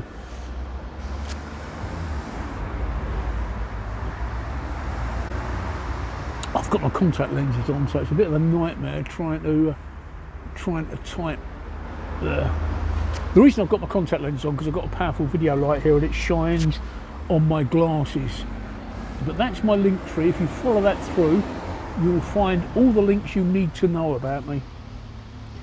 Right, I knew I had it somewhere. There we go. Right. Yes, I used to work many years ago. I used to work for a company called Dixon's, Curry's Dixon's, and the credit provider was a company called Lombard Trizity Finance. Lombard Trizity Finance had their head office in Enfield. We used to go up there. To do it. Yes, happy smilers. I'm having a curry. I'm having a beef curry and egg fried rice, and I'll pick one up on the way home. But it's actually pissing down with rain out there at the moment. You can't see it's pissing down with rain, so I'm going to get very wet. That's great. When you leave the pub, is it considered drink driving? No, because I'm on a pavement legal wheelchair. I'm not actually on the road, so I'm not. The drink driving laws don't apply to me because I'm on the pavement. However, I can be done for being drunk in charge of a vehicle. But it won't affect my driving licence, if that makes sense. But I'm not drunk. I'm literally, this is my fourth pint. And trust me, I've been here since 6, and 4 pints in 3 hours, I'm not drunk. And it's only 5.2 ABV.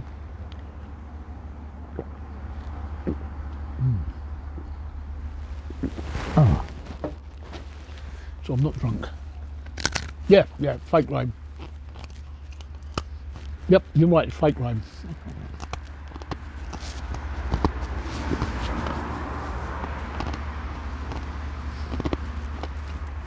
I've never been to the UA, I'm sorry. I've been to Bahrain, but I've never been to UA.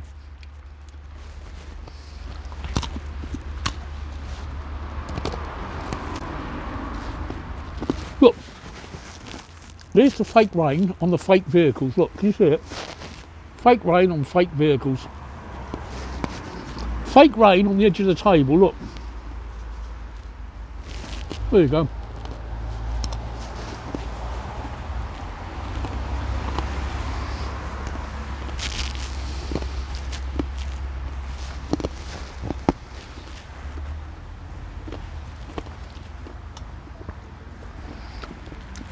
Now we've got fake rain. And I don't know what this means. What? No, that. They're dickheads. Oh. Want to move the table back a bit? I'm alright at the moment. Actually, yeah, I will, yeah. We'll move back a bit, yeah, hang on. We're just going to move, people, because of the rain. Ugh. Oh, I've got my foot trapped. Oh. Right. Good? Yep.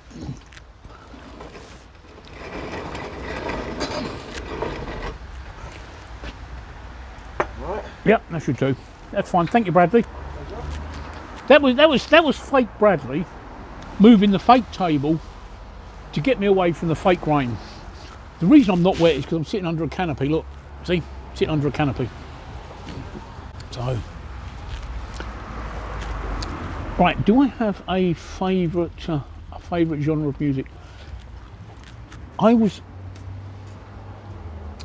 10 in 1970 and I was 20 in 1980. So those were my musically formative years. They're also my sexually formative years, because I can honestly say from about 1974, when I was 14 and lost my virginity, to 1979 when I got married, when I wasn't trying to screw everything with a pulse, and when I wasn't stoned out of my head on cannabis, I was listening to music, and those are my formative years. So anything from the 1970s to the 1980s, which started with glam or bubblegum rock and ended up with punk rock and the New Romantics, I like. But my genre of music is that I like anything I can tap my foot to. And if you look at the Linktree link that I posted, I actually have a radio station which the startup transmission actually hasn't happened yet. I made an accidental one yesterday, but I will be broadcasting live audio and video on my radio station during the week next week, probably Wednesday night, I think. So if you follow my Linktree, which I posted in the comments, you'll find it and you'll find out the music I like, but it's mainly from the 1970s. But no specific genre. I mean, my favourite band is, it really is a toss-up between the Beatles and Queen, but also like Fleetwood Mac, also like Meatloaf, also like Mike Oldfield, I also like Dire Straits, I also like ABBA, I like Slade, I like T-Rex. Speaking of T-Rex, right, T-Rex, Mark Bolan. I honestly believe that if Mark Bolan hadn't have died a premature death like he did, he probably would have been one of the world's biggest superstars. The man had an exceptional talent. Brian Ferry and Roxy Music, Supertramp. There's a group that I absolutely love. Supertramp, Fleetwood Mac, I love. So my musical tastes are very, very, very, very wide. Duran Duran, ABC. You know.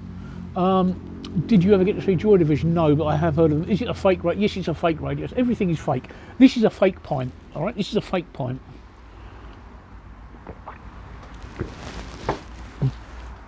Yes, I like some soul music. I like to tap my foot. If I can tap my foot to it, it's good music.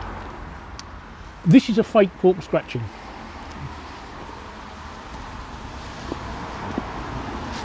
I've never heard of George Carlin, I'm sorry.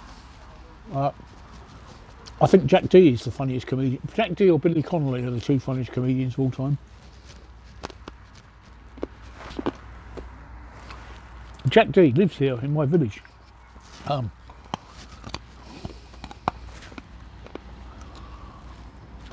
Oh, you like my humour? That's fake. You know my humour is fake, don't you? Everything is fake.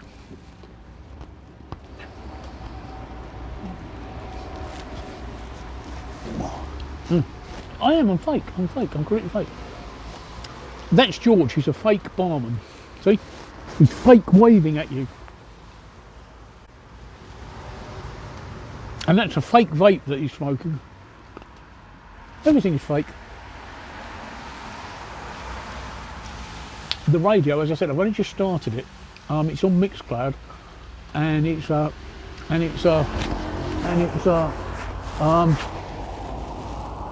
follow the link tree, you'll find it. Right, fake sunset. Just reset the video. Right, any yes, I can chug, but I'm not going to because I've got to get home. And it's sober. Right. Sorry, there's a question I'm going to answer, giving a bit more of a detailed answer here. Any bad experiences of cabbie? Two that I don't recall. One guy that was off his head on something or other.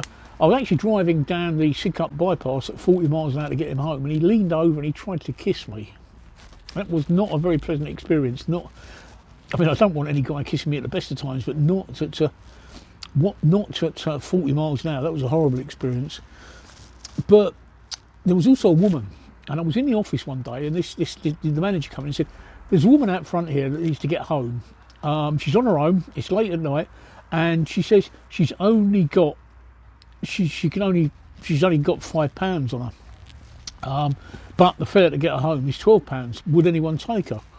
And nobody jumped up, and in the end I felt a bit sorry for her. I thought late at night, would I like my wife being out there? And I thought it's £5, I'll do it. I don't lose any money, at least I cover the cost of fuel. So I said yeah, I'll take you. So she gets in the car, she said to me, you sure you can take me for only £5? I said yes. I said I've already agreed to do it for £5, I'll do it for £5. So I took her home, and it was £12 the normal fare is, and we got to the end there, and she said, are you sure you're only going to do it for £5? I said yes. She said, because that's all I've got. I said yeah, I'm only going to do it for £5. And she gave me a £20 note and said, I'll have £15 change then. I thought, you bitch, you've conned me. You could have paid for the full fare, but you made me confirm that it's £5. Then he gave me a £20 note, and then taking the £15 change off of me. What worse is, it wasn't till the next day that I discovered the £20 note that she had was fake. So, it was not a very pleasant night, at all. No, I'll never forget that, getting conned by her like that. Why does George have a soul and vape then? I don't know. I guess he has a vape because it's why do you have a vape, George? Well, I quit smoking apparently. Alright, apparently he quit smoking again. Sometimes it still happens. Can you hear him?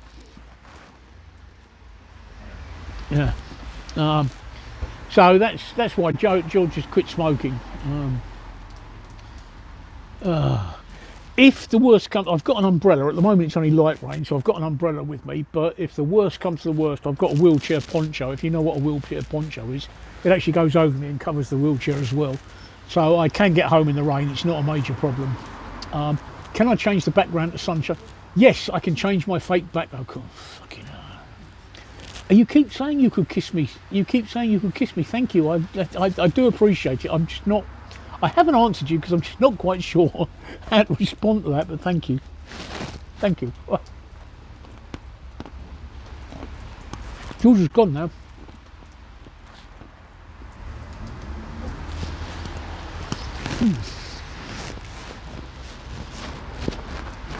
It's really raining quite badly out here.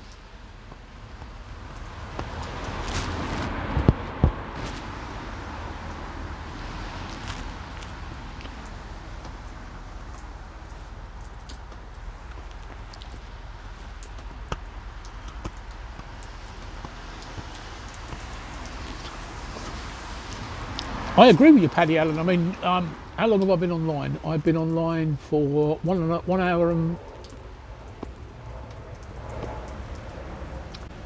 15 minutes. No, 2 hours, nearly 2 hours. You see me smoking or vaping? I don't do either. So I quit 3 years ago, three and a half years ago. I quit in January. Christ, that rain's really coming down now.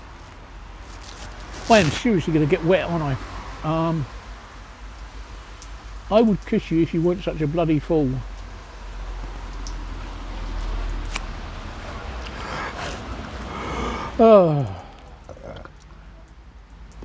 There's lots of women that have kissed me and I am a bloody fool. What time is it there? It's just coming up for 9 o'clock, it's just after 10 to 9.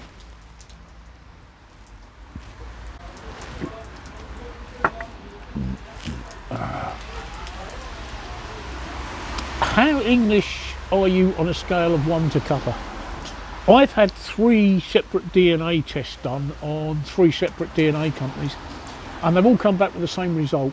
My parental line has been in the United Kingdom, has been on the island of Great Britain since before the Bronze Age. I'm 100% British. I'm English through and through. My entire family, all my descendants are English.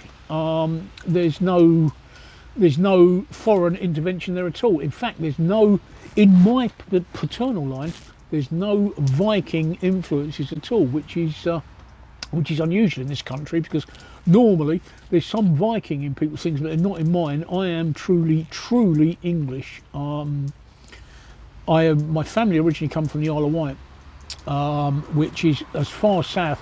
It's almost as far south as you can get in this country.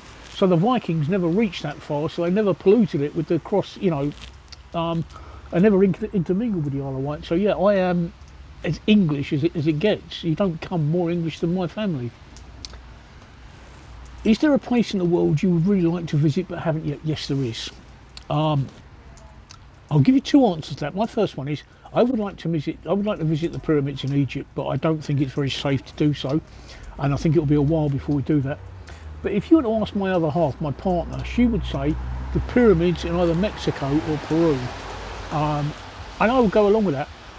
There's a place in South America called Pico Machu, which of course I'm in a wheelchair, so I'm never going to visit it, but I would love to have visited that.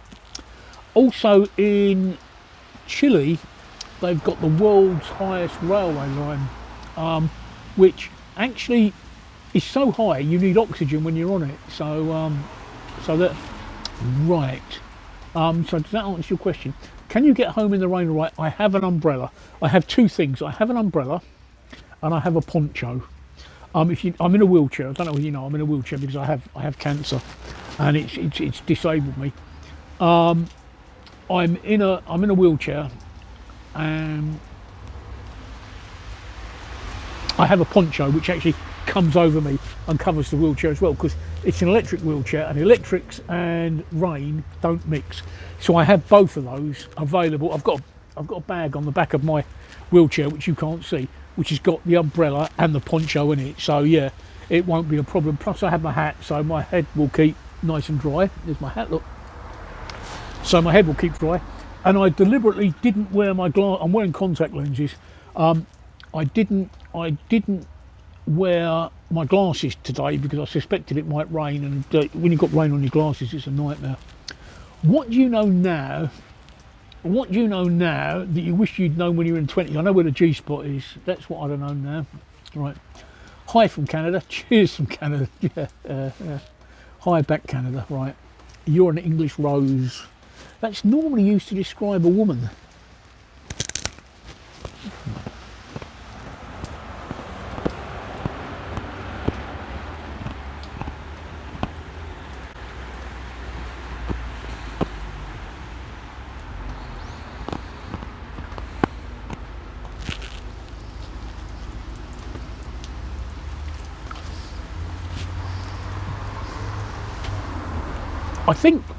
I think J-Boa, my partner, would win that one. I think if somebody said you can have a free holiday at the pyramids or in Peru, or the pyramids in Egypt, I think she would go for Peru, and I think she convinced me it's the right one. I've never been to South America, so I'd love to go. I'd love to go.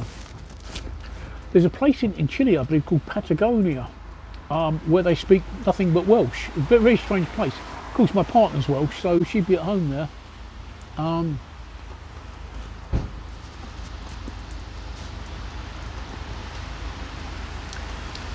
do I deal with all the minorities taking over my country? There's a bit of a clue in the word minority, all right? Okay? A bit of a clue in the word minority, all right? Because they are a minority, they're not taking over the country. It's still, the majority still do this. They are a minority, so I don't know where you get the idea that the minorities are taking over the country. I really don't know where you get that idea from. I really don't. Favourite crisp? Sea salt and cracked black pepper kettle chips. Yeah,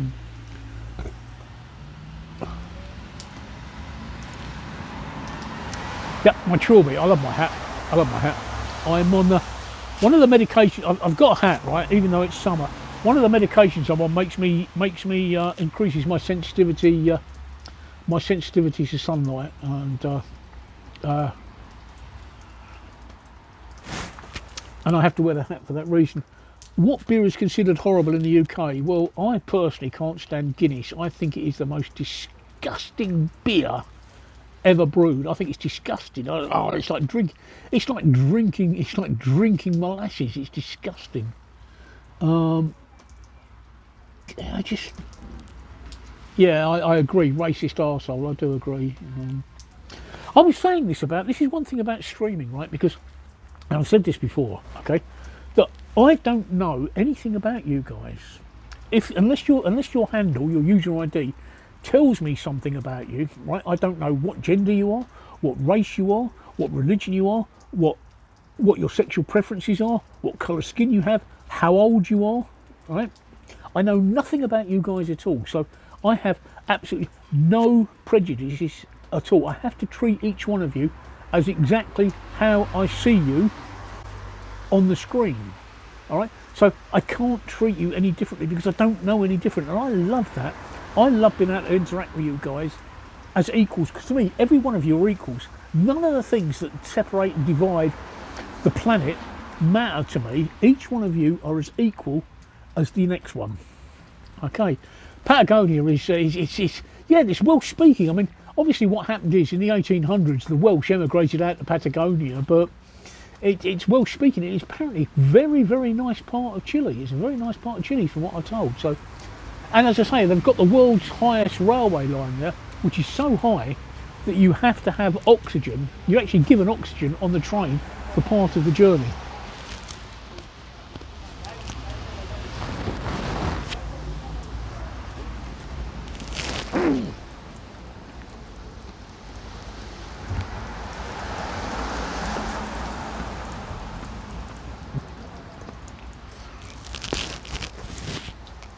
Oh, bear with me for a second.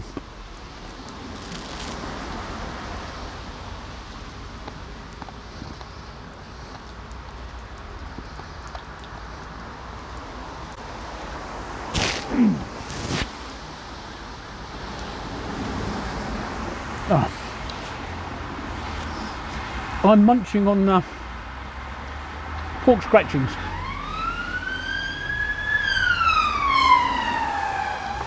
What you might call pork rinds. Because I'm a regular here, whenever I order a drink, they always come out and give me they know that I like my pork scratchings, so they always come out and give me a portion. Why are you scared to talk, love feeder? Why are you scared to talk? What's the problem?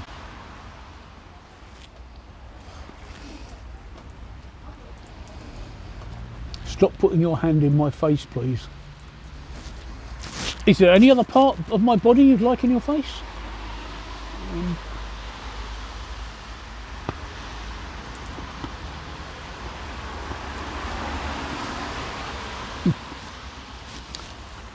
Don't worry, Monkey Warrior. I'm perfectly capable of dealing with trolls. I mean, if I do get a troll, and I haven't had one tonight, I do get them occasionally. If I do get a troll, I'll just report them.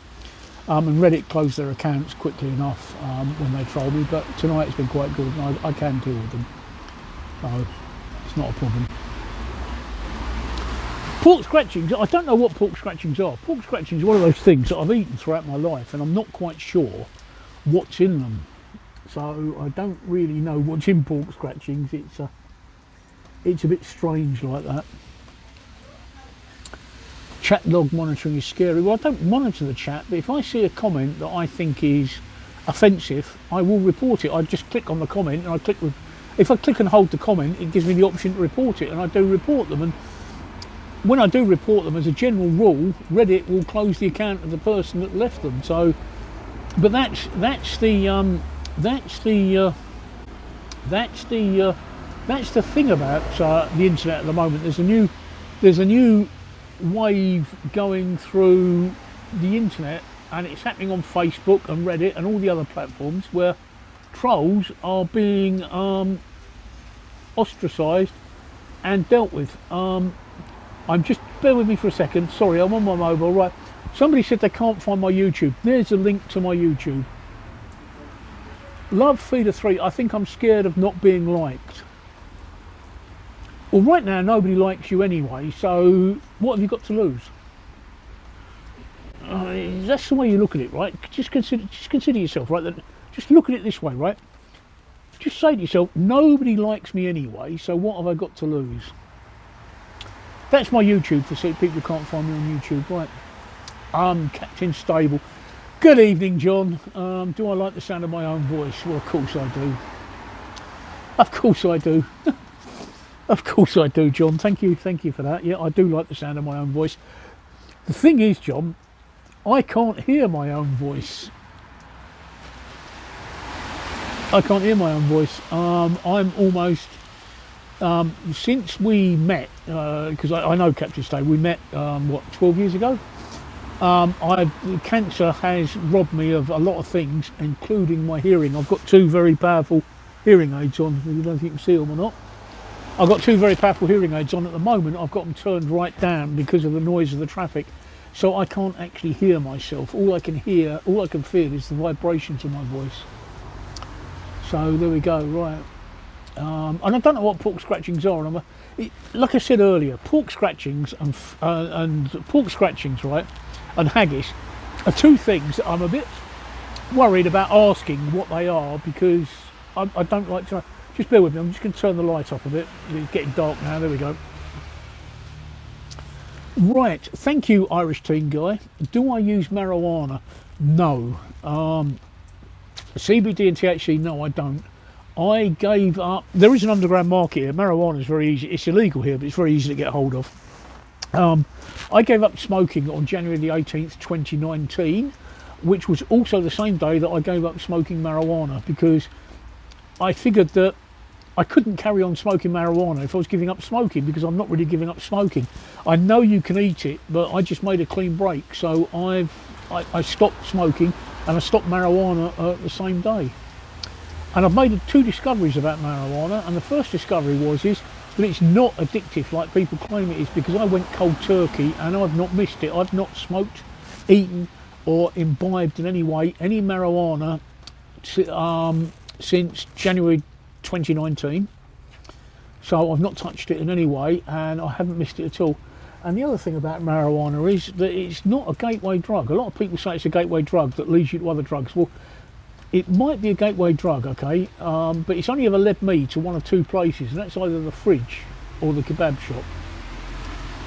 How did I discover Reddit? I discovered Reddit by accident. It's back in January. I was looking, what was I looking for? Give me a moment.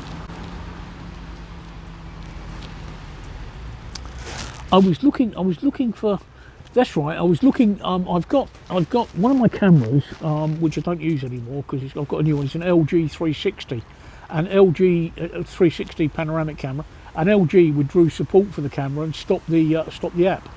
So I was looking round to see if there was a way that I could edit the 360 equi-rectangular films in Adobe Premiere, and I tried dozens of Google searches and I couldn't find anything, but every time I did a Google search it kept coming up as Reddit, you know, I think it was R360 or something like that, kept coming up with people saying the answer. So up until that point, this is January of this year, up until that point I've always avoided Reddit because I've always considered it to be something for the kids, like 4chan. You know, I didn't realise it was for old guys, it was for younger people. So I decided to go and have a look in this sub, and I was actually quite impressed with the level of technical knowledge that people in Reddit had. And so I started exploring other subs, and I was very impressed, because I've got to admit, I've been very pissed off with Facebook just lately, because I don't know what it is on Facebook, but people on Facebook seem to be able to defy the known laws of physics and the known laws of gravity when you say things, because they give the most ridiculous answers and they all go off in tangents. And so I looked at Reddit and I thought, actually, I'm quite impressed with this. So I hung about and I started looking at a lot of other subreddits. I realised that Reddit had a wealth of knowledge. And my impression of it being for young people was completely wrong, because when I discovered streaming, quite accidentally looking on the front page, especially the news show, I realised there were a lot of people of my age and my generation that were streaming, and I was absolutely stunned. I thought, wow, you know, it's great, and I've been on Reddit ever since. Favourite pair of shoes of all time. My favourite pair of shoes of all time are my DMs, Doc Martens. I have got a pair of Doc Marten boots indoors, right? Dr. Martin leather boots, right, indoors, that I have owned since 1978, and they are still in almost the same condition that they left the shop in, apart from a little wear on the sole, because I polish them religiously and I do take care of them. They're absolutely gorgeous pair.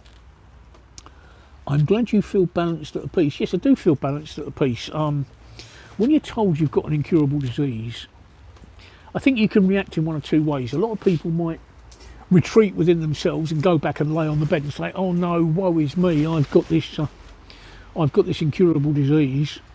Or you can do what I do. I've got the sort of personality that I don't see obstacles. I see challenges. So, you know, when a doctor says to me, "You've got an incurable cancer," I don't see that as an obstacle. I see that as a challenge. It's okay. I've got cancer. My challenge to myself is to live the best life that I can with it.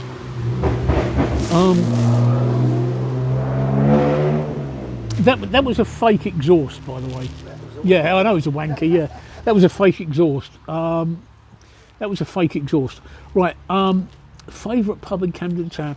I've never actually been in a pub in Camden. I've been to Camden Town, especially Camden Lock, and Camden Market and the stables, which is great. I love the stables.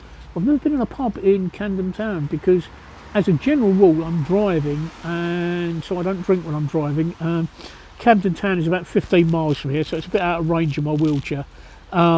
Despite what Mayor Khan says, London isn't the most friendly of places for wheelchairs, so it's difficult to get to Camden Town by public transport.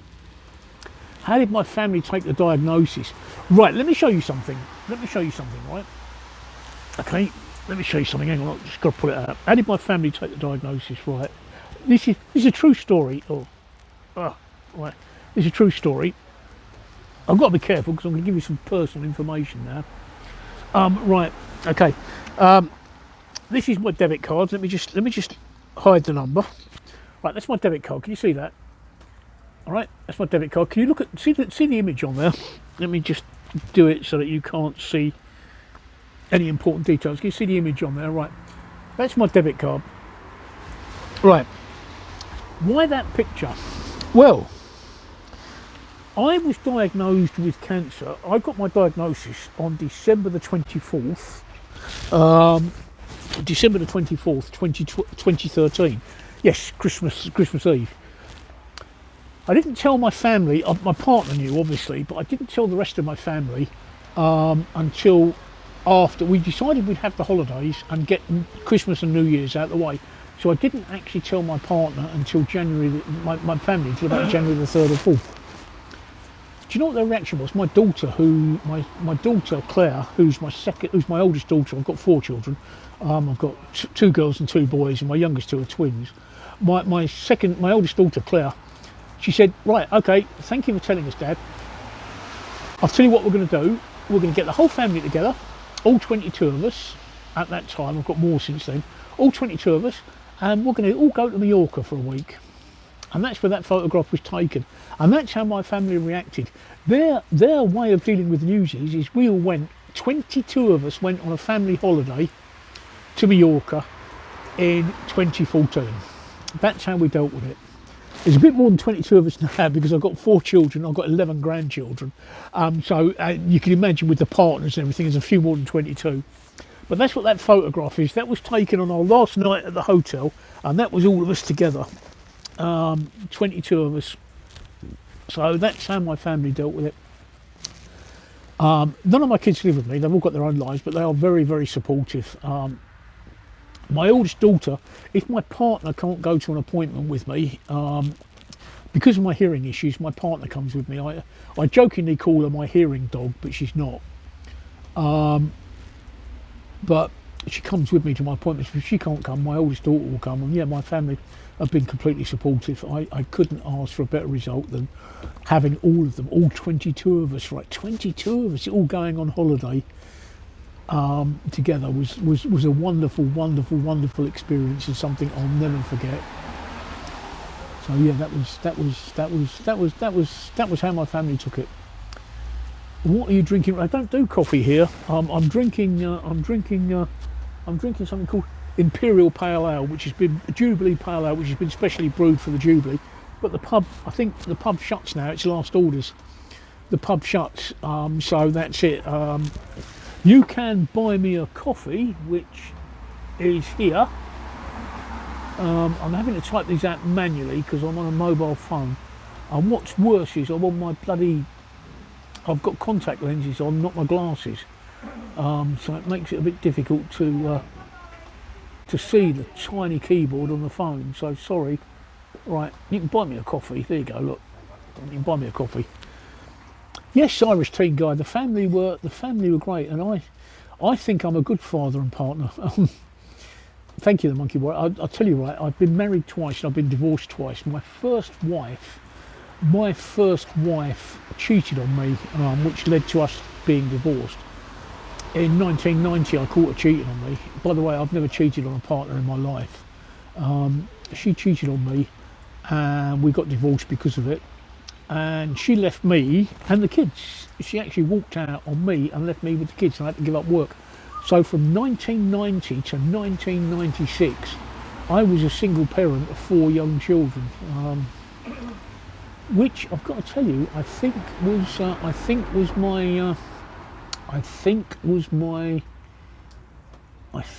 my favourite time of my life. I certainly learnt a lot about myself, and I've also found it my most fulfilling time of life. As an American, what is the Jubilee? The Jubilee is Her Majesty, the Queen Elizabeth II, has been on the throne since 1953, 70 years. So 70 years, 70 years we're celebrating. Right. What are my favourite YouTube channels? I don't have a favourite channel as such. I'm subscribed to lots of channels with lots of different interests. So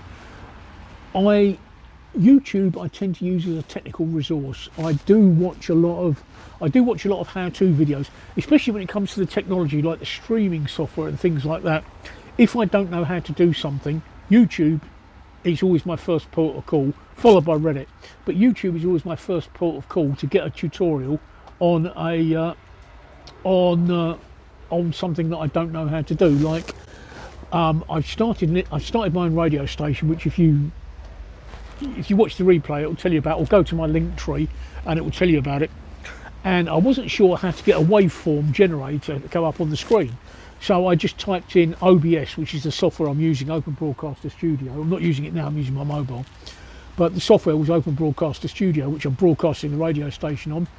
And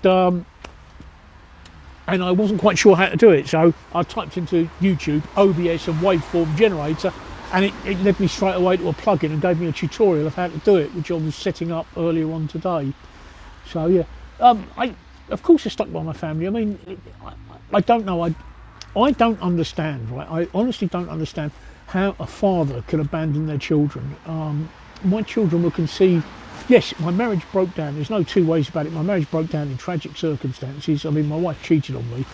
Oh, horrible, horrible, horrible. I found out, I discovered that she cheated on me 7 different times throughout our marriage, 7 different times with 7 different men. Actually broke my heart. Gutted me. That's the 7 that I know about. I suspect there's a lot more, but I only found out about the 7. And it destroyed me. But despite that, there was a time when we were happy and we produced children together. And my children was born out of love, and I couldn't turn my back on my children. I love them. How could any man become a part-time? I don't understand that. I'll never understand that. And I'm sorry, I don't mean to offend any part-time fathers out there, but I don't understand how anybody can turn their back on their children. I don't understand how my wife could walk out on me and the children, but that's what happened. I couldn't turn my back on my children. I had them through love, and I loved them. And just me and her splitting up doesn't change the fact, didn't take away from the children. I absolutely love my children to death, yeah. I couldn't walk out on them, I couldn't abandon them. There was never any option of that. So, I'm over it.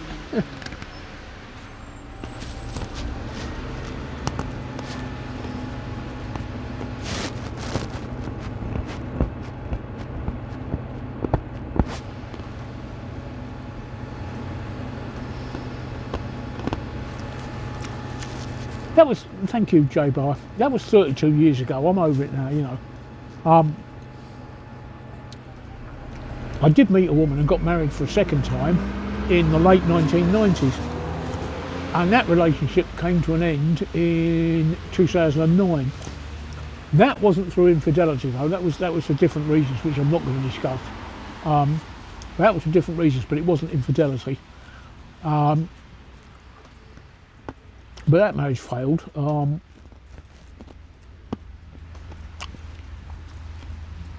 However,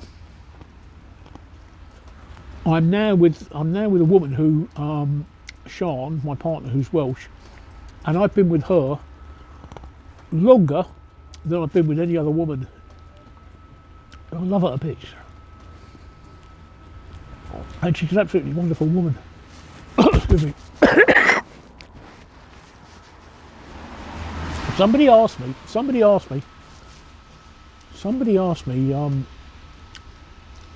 have I got any regrets earlier?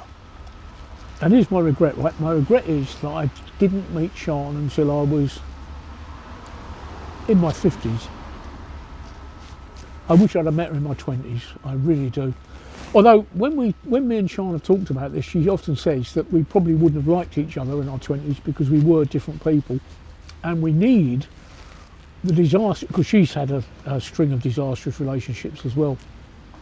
And she says we need the disastrous relationships to make us the people we are today. So I can sort of understand that. But yeah, I'm with a lovely woman now. Fort Walton Bleach, one of my regulars. Hi, how are you? How many different women bred your kids? All my kids have the same mother. Yeah, it's that time, is it? Oh, right. Time to settle my tab up. So just, I've got arthritis, so give me a second. That's alright, just don't show them all your bank details. Hey? Just don't show them your bank details. Oh, yeah. Oh, bloody hell's my card. I'll put it in here when I come out. Ugh.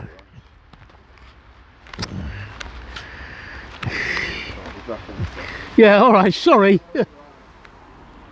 Yeah, he's got it. Right, got it.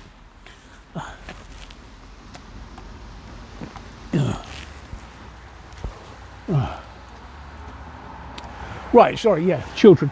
All my children have the same parents. All 4 of my children have the same mother and the same father. Yeah. So, well, I don't have any of those problems. All of my children. Do I speak Welsh? No, I don't speak Welsh, but I know several words in Welsh. I know how to say thank you, diolch, and I know how to say thank you very much, diolch yn fawr.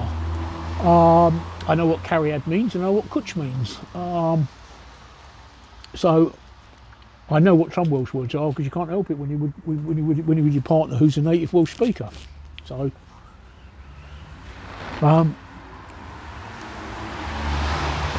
so I do know some Welsh words, but yeah. Right, yeah, I found it. Bendito, just on the end. Lovely Yeah. stuff. Just asking you to It's what? Oh Christ!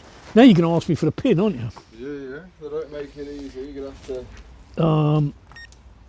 cards you found on the floor yesterday. Oh shit! Hang on. No, I've got one more attempt on that card. I'm going to have to take it out. Sorry. I forgot the pin on that card. Hang on. It happens. I got blocked out of my card too many times. Oh, for fuck's sake. I don't like you, Steve. I know the pin for this one.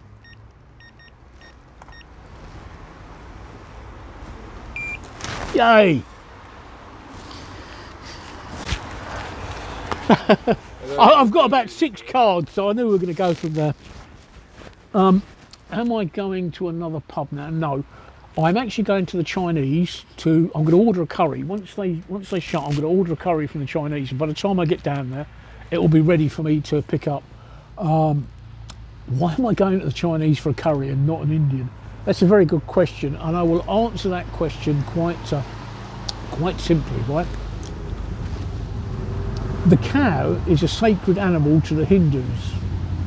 So you don't find many Indian places doing beef curry, all right? They do lamb curry, they do chicken curry. You don't find many places doing beef curry.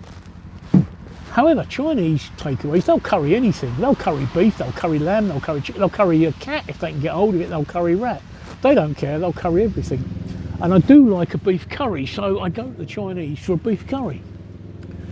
I've never had a pair of Doc Martens. Yeah. Doc Martens are the most comfortable shoes on the planet. They really are. They are my favourite pair of shoes. They are fantastic. Well, they're not shoes, they're boots. I don't wear them so much now. I've got trainers on today, but in the winter I absolutely love them. They're a fantastic pair of boots. What are we eating at the moment? I'm eating pork scratchings.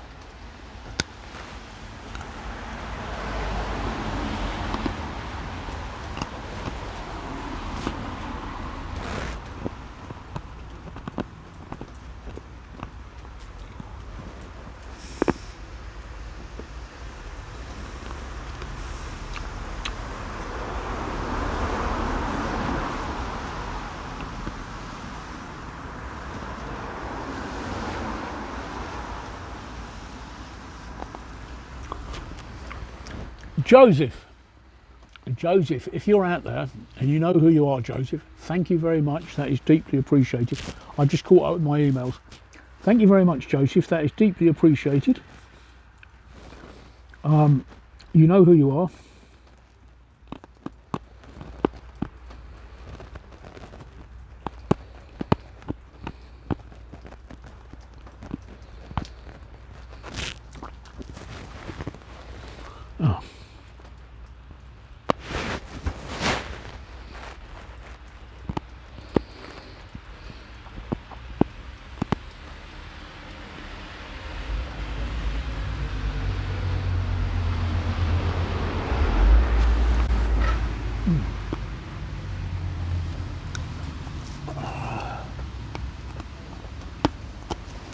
I had, J-Bo, I had my roast dinner. I had roast turkey tonight. Roast turkey, Yorkshire pudding, roast potatoes, Yorkshire pudding, mixed veg, gravy, turkey wrapped in bacon. By the way, I had that before I came out.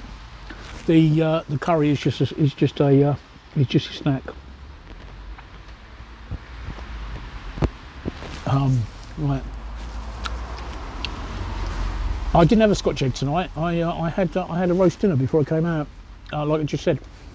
With Yorkshire puddings and gravy and mixed veg and roast potatoes, absolutely gorgeous. I will enjoy my curry. I've not finished yet. I'll stay here until they kick me out. So I've still got this pint to drink. It's last orders. Last orders was 9:15, so they can't serve me any more alcohol, and they shut at 9:30. But I'm outside.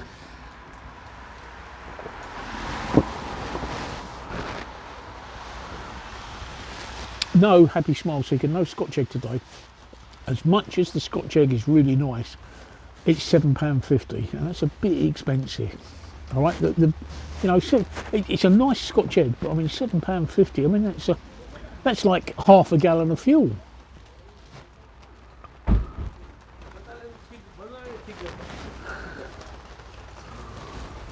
So this rain is really, really coming down now.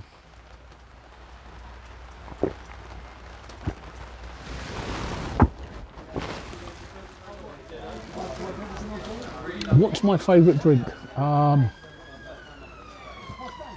Milk. Milk is my favourite drink, followed by Pepsi Max, and then Fanta Orange. If you mean what's my favourite alcoholic drink, it's a beer called Woodford's Wherry, which is a very specialised real ale, which is absolutely gorgeous. Yeah, no pickled onion tonight either.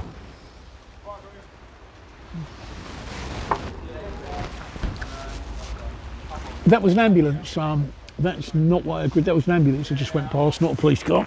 Right, just bear with me. I need to turn around. Might be a bit further up. wasn't raining, I just thought, Right, this is my emergency bag that I keep on the back of my... Right, if you're wondering what that is, that's my poncho. I've just got my wheelchair poncho out because I'm going to get wet because it's pouring down the rain. Oh shit. Oh, bear with me. Right, it's pouring down the rain out there. Instantly, while I'm talking, how's my audio? I'm on an external mic. I'm on this, I don't know if you can see it, I'm on this microphone here rather than using the microphone on my phone. Right, okay. You have a great live stream. I enjoy your wisdom and stories. Thank you very much. I just wish people... I don't want to drive anybody from here onto Twitch or YouTube. But I wish that they would go onto Twitch, or I wish I could attract people on YouTube or Twitch like I do on Reddit, because on YouTube and Twitch I can actually make money. On Reddit I can't, but it's not about making money. It would be nice. It would be nice to make some money, but it's not about money. It would be nice to be paid for this, but it's not about money. I stream for my mental health. Yeah, Woodford's Wherry. I stream for my mental health. The reason I stream is because, in case you didn't know, D. Robinson, I'll ask you your question in a minute. I stream, in case you didn't know, the reason I stream is because I have cancer. I have an incurable cancer called follicular lymphoma, and which is a blood cancer. It's also a cancer of the immune system. And when COVID hit in March 2020, it meant that I had to give up work and I had to go into self-isolation. We called it shielding. And I had to lock myself away from my friends and my family and just generally keep away from people because I was so immunocompromised, which is great, except the isolation was... I'm a very social person. Now imagine my last job was a cabbie, all right? Which is how come I can spend 3 hours on a Sunday night talking complete shit to people for 3 hours non-stop, because that's what cabbies do. But the social isolation was really getting to me, and I discovered streaming accidentally. I forget how I discovered streaming. It was on YouTube, I think, or Twitch, one of the two.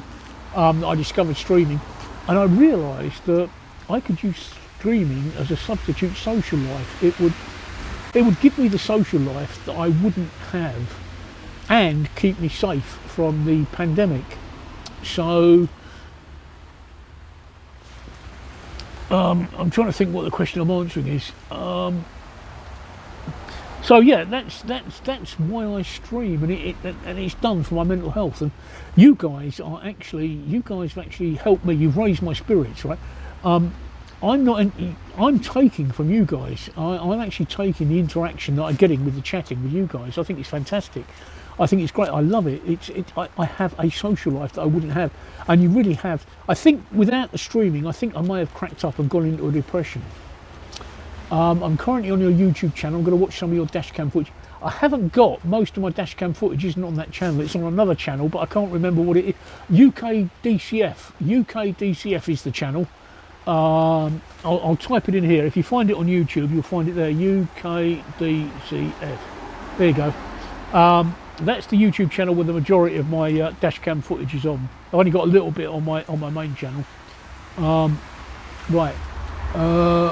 I wish I could give you a lift up. I'm absolutely fine, healthy. I'm absolutely fine. I've got my poncho. Look, I've got my poncho. I'll be putting that on in a minute. So I'm absolutely fine, and I don't mind it. I actually don't mind the rain. It's it's quite nice.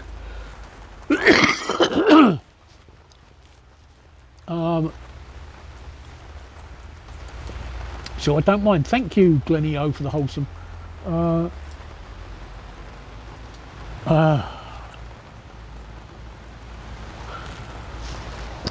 Unless Paul McCartney has died in the last couple of hours, no, I don't think so.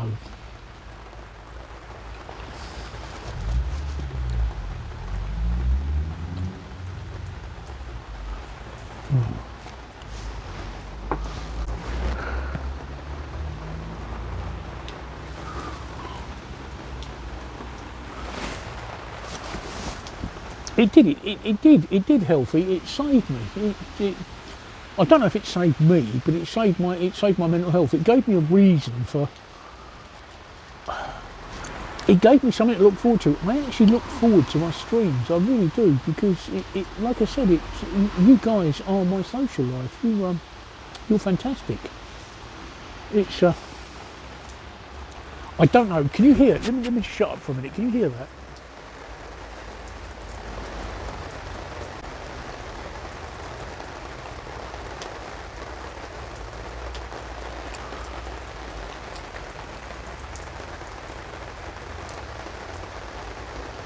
Can you guys hear that?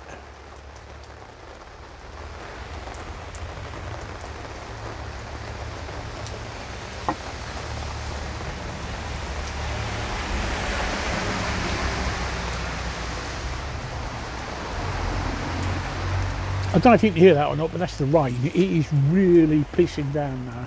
I mean, big time. I am seriously going to get very, very wet. Very, very wet. But I've got my hat. I've got my hat. That'll keep the rain off my hearing aids. And I've got my poncho, which I'll put on before I'm leaving. But I'm still going to get wet. I'm going to get very wet.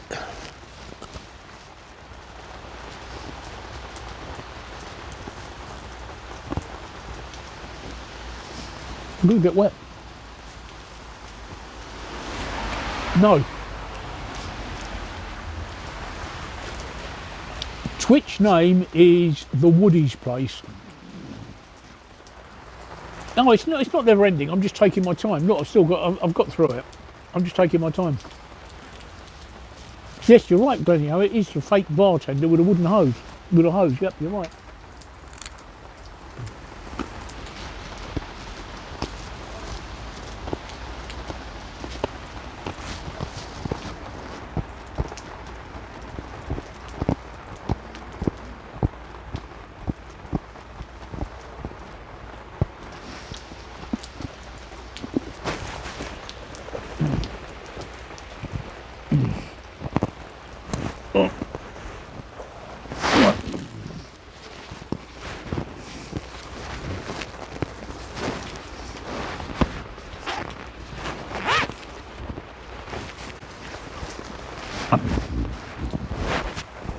I'm British, all right? Never go anywhere without this. No. No.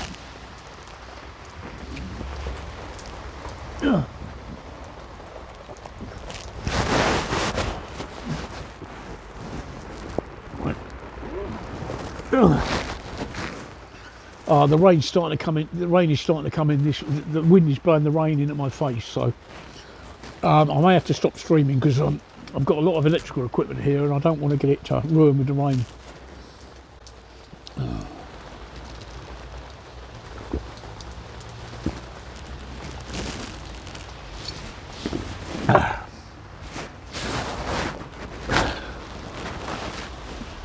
Incidentally, people, what is the? Just answer my question. What is the quality of my audio like? Because I'm using an external microphone. I'm just curious as to what the quality of my audio is like.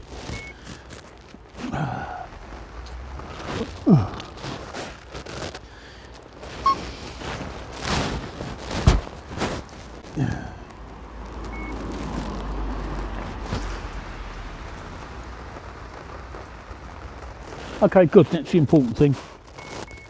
Oh, at least I know my audio's fine, right? Let's just work out which way round this goes. That's my hood, so that'll be the front, right, okay. That's my thing, right, okay. I'm gonna unplug my external microphone now. So sorry if we lose the audio. I'm going to unplug my external microphone, my microphone, because I'm getting ready to depart, and that is the only thing connecting me to all of my electrics. So I'm unplugging it now. Right, now we're on the phone microphone. I don't know if there's any difference. Let's unplug this. I don't know if there's any major difference, but we're on the phone now. The poncho will cover me and the electric chair. You'll see me put it on in a couple of seconds, so I'm just getting, like I say, I'm getting ready to leave, and I'm going to get wet, so let me get the poncho on. Let me just pull back a bit. Now I'm disconnected from the thing. Right.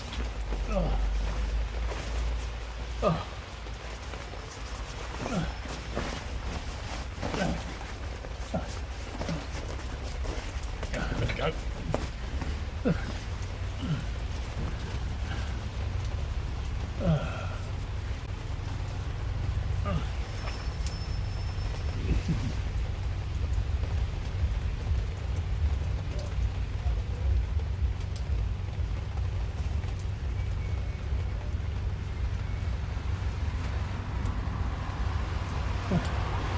Just bear with me for a second.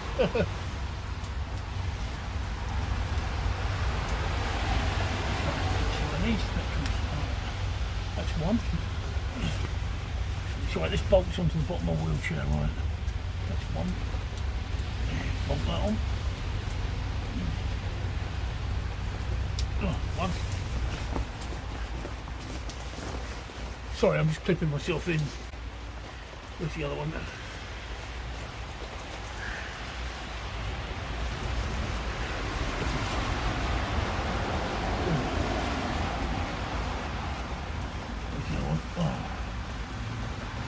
Clip myself in.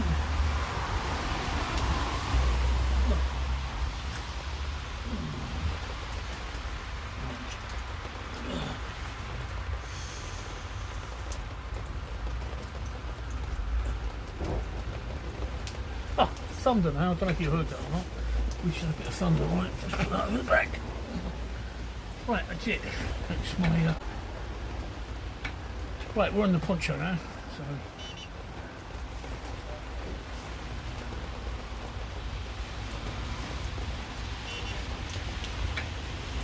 right, we've got the poncho done, so that's when I'm ready to leave. Oh, but they're not kicking me out yet, so I'm all right for a moment.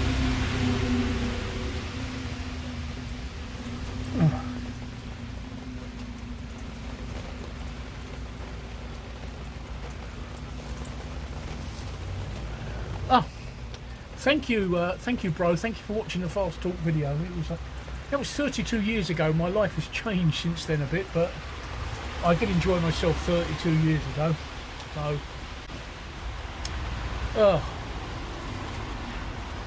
I've got a bridge on this side of my mouth, and I've got a bit of pork scratching stuck under the bridge, and I've got nothing to pick it out with.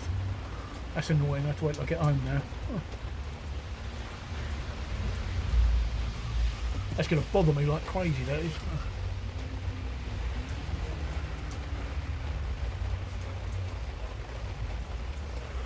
Oh. So yeah, I've got my poncho on, I've got my umbrella ready, I'm going to pack all my electronics away. I think Bradley's coming to kick me out now.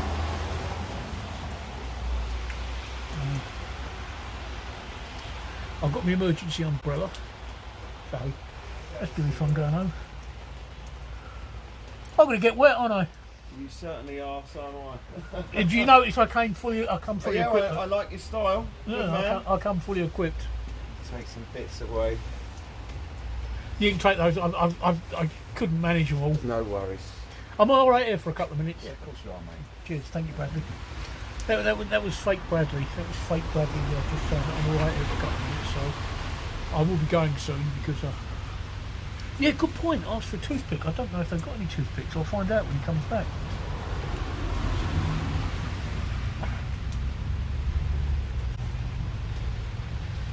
Got it. It's all right. I got it. Right, I got it. Show you a seagull. I can't show you a seagull. Fuck can I? I'm in London. Right. I'm 42 miles from the nearest coast. How the fuck can I show you a seagull? Oh.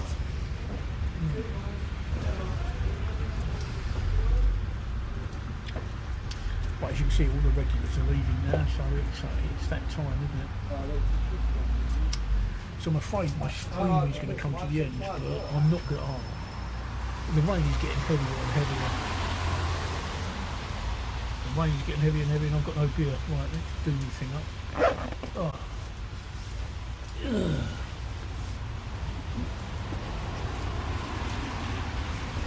you know, I think I've done something stupid here, hang on. I think I've assembled it and I've left my legs outside when they should be inside. What a dickhead. It's alright, I know what I'm talking about. I have, I bloody well haven't I? Oh, you twit. You fucking idiot. Oh. Right, legs inside now. Come on. Yeah.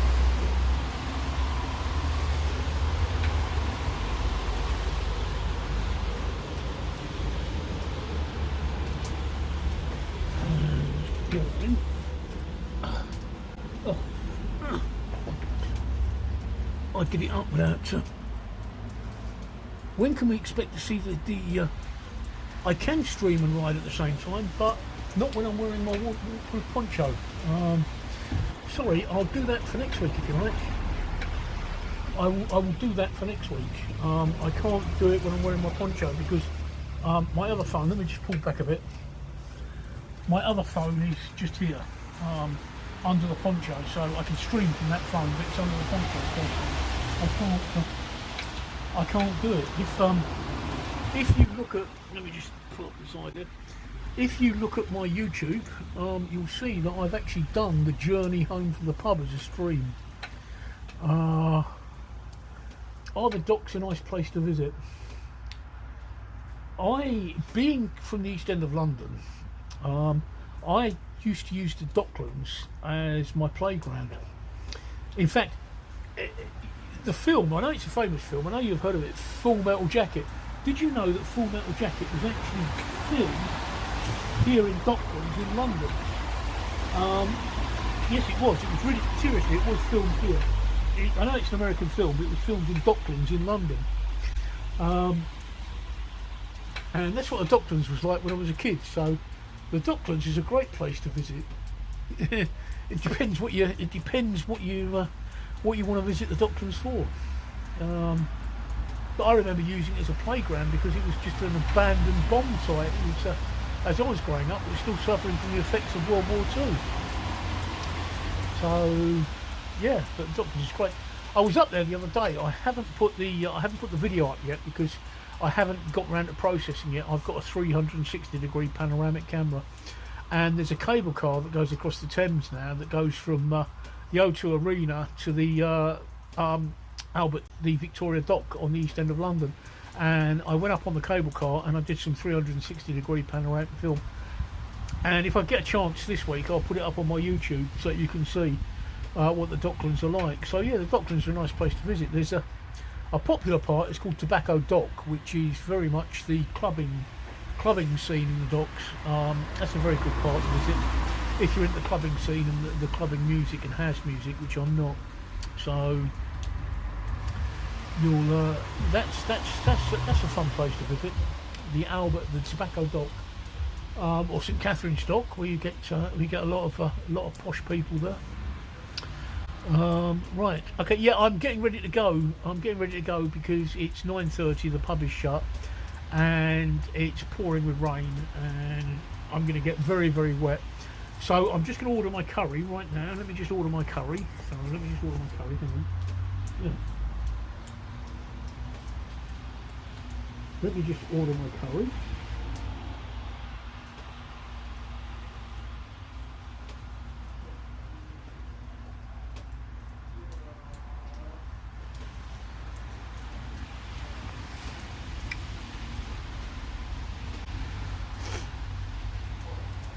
Just wait for him to answer the phone.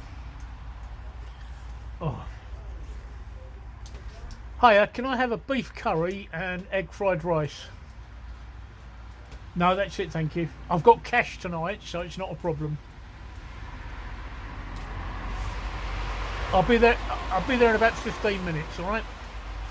15 minutes. Alright, thank you very much. I'll see you then. Thank you, bye. Obviously you can't hear that phone call because it was happening in my hearing aids. Right, on that note, I've got 15 minutes to get to the curry house, so I'm going to pack everything up now, so I've got to say goodbye, and I'm off to get very, very wet. Oh, it's pissing down. Oh, Jesus, I'm going to get wet. I am going to get so wet, it's unbelievable. Right, I'll see you all later. Bye.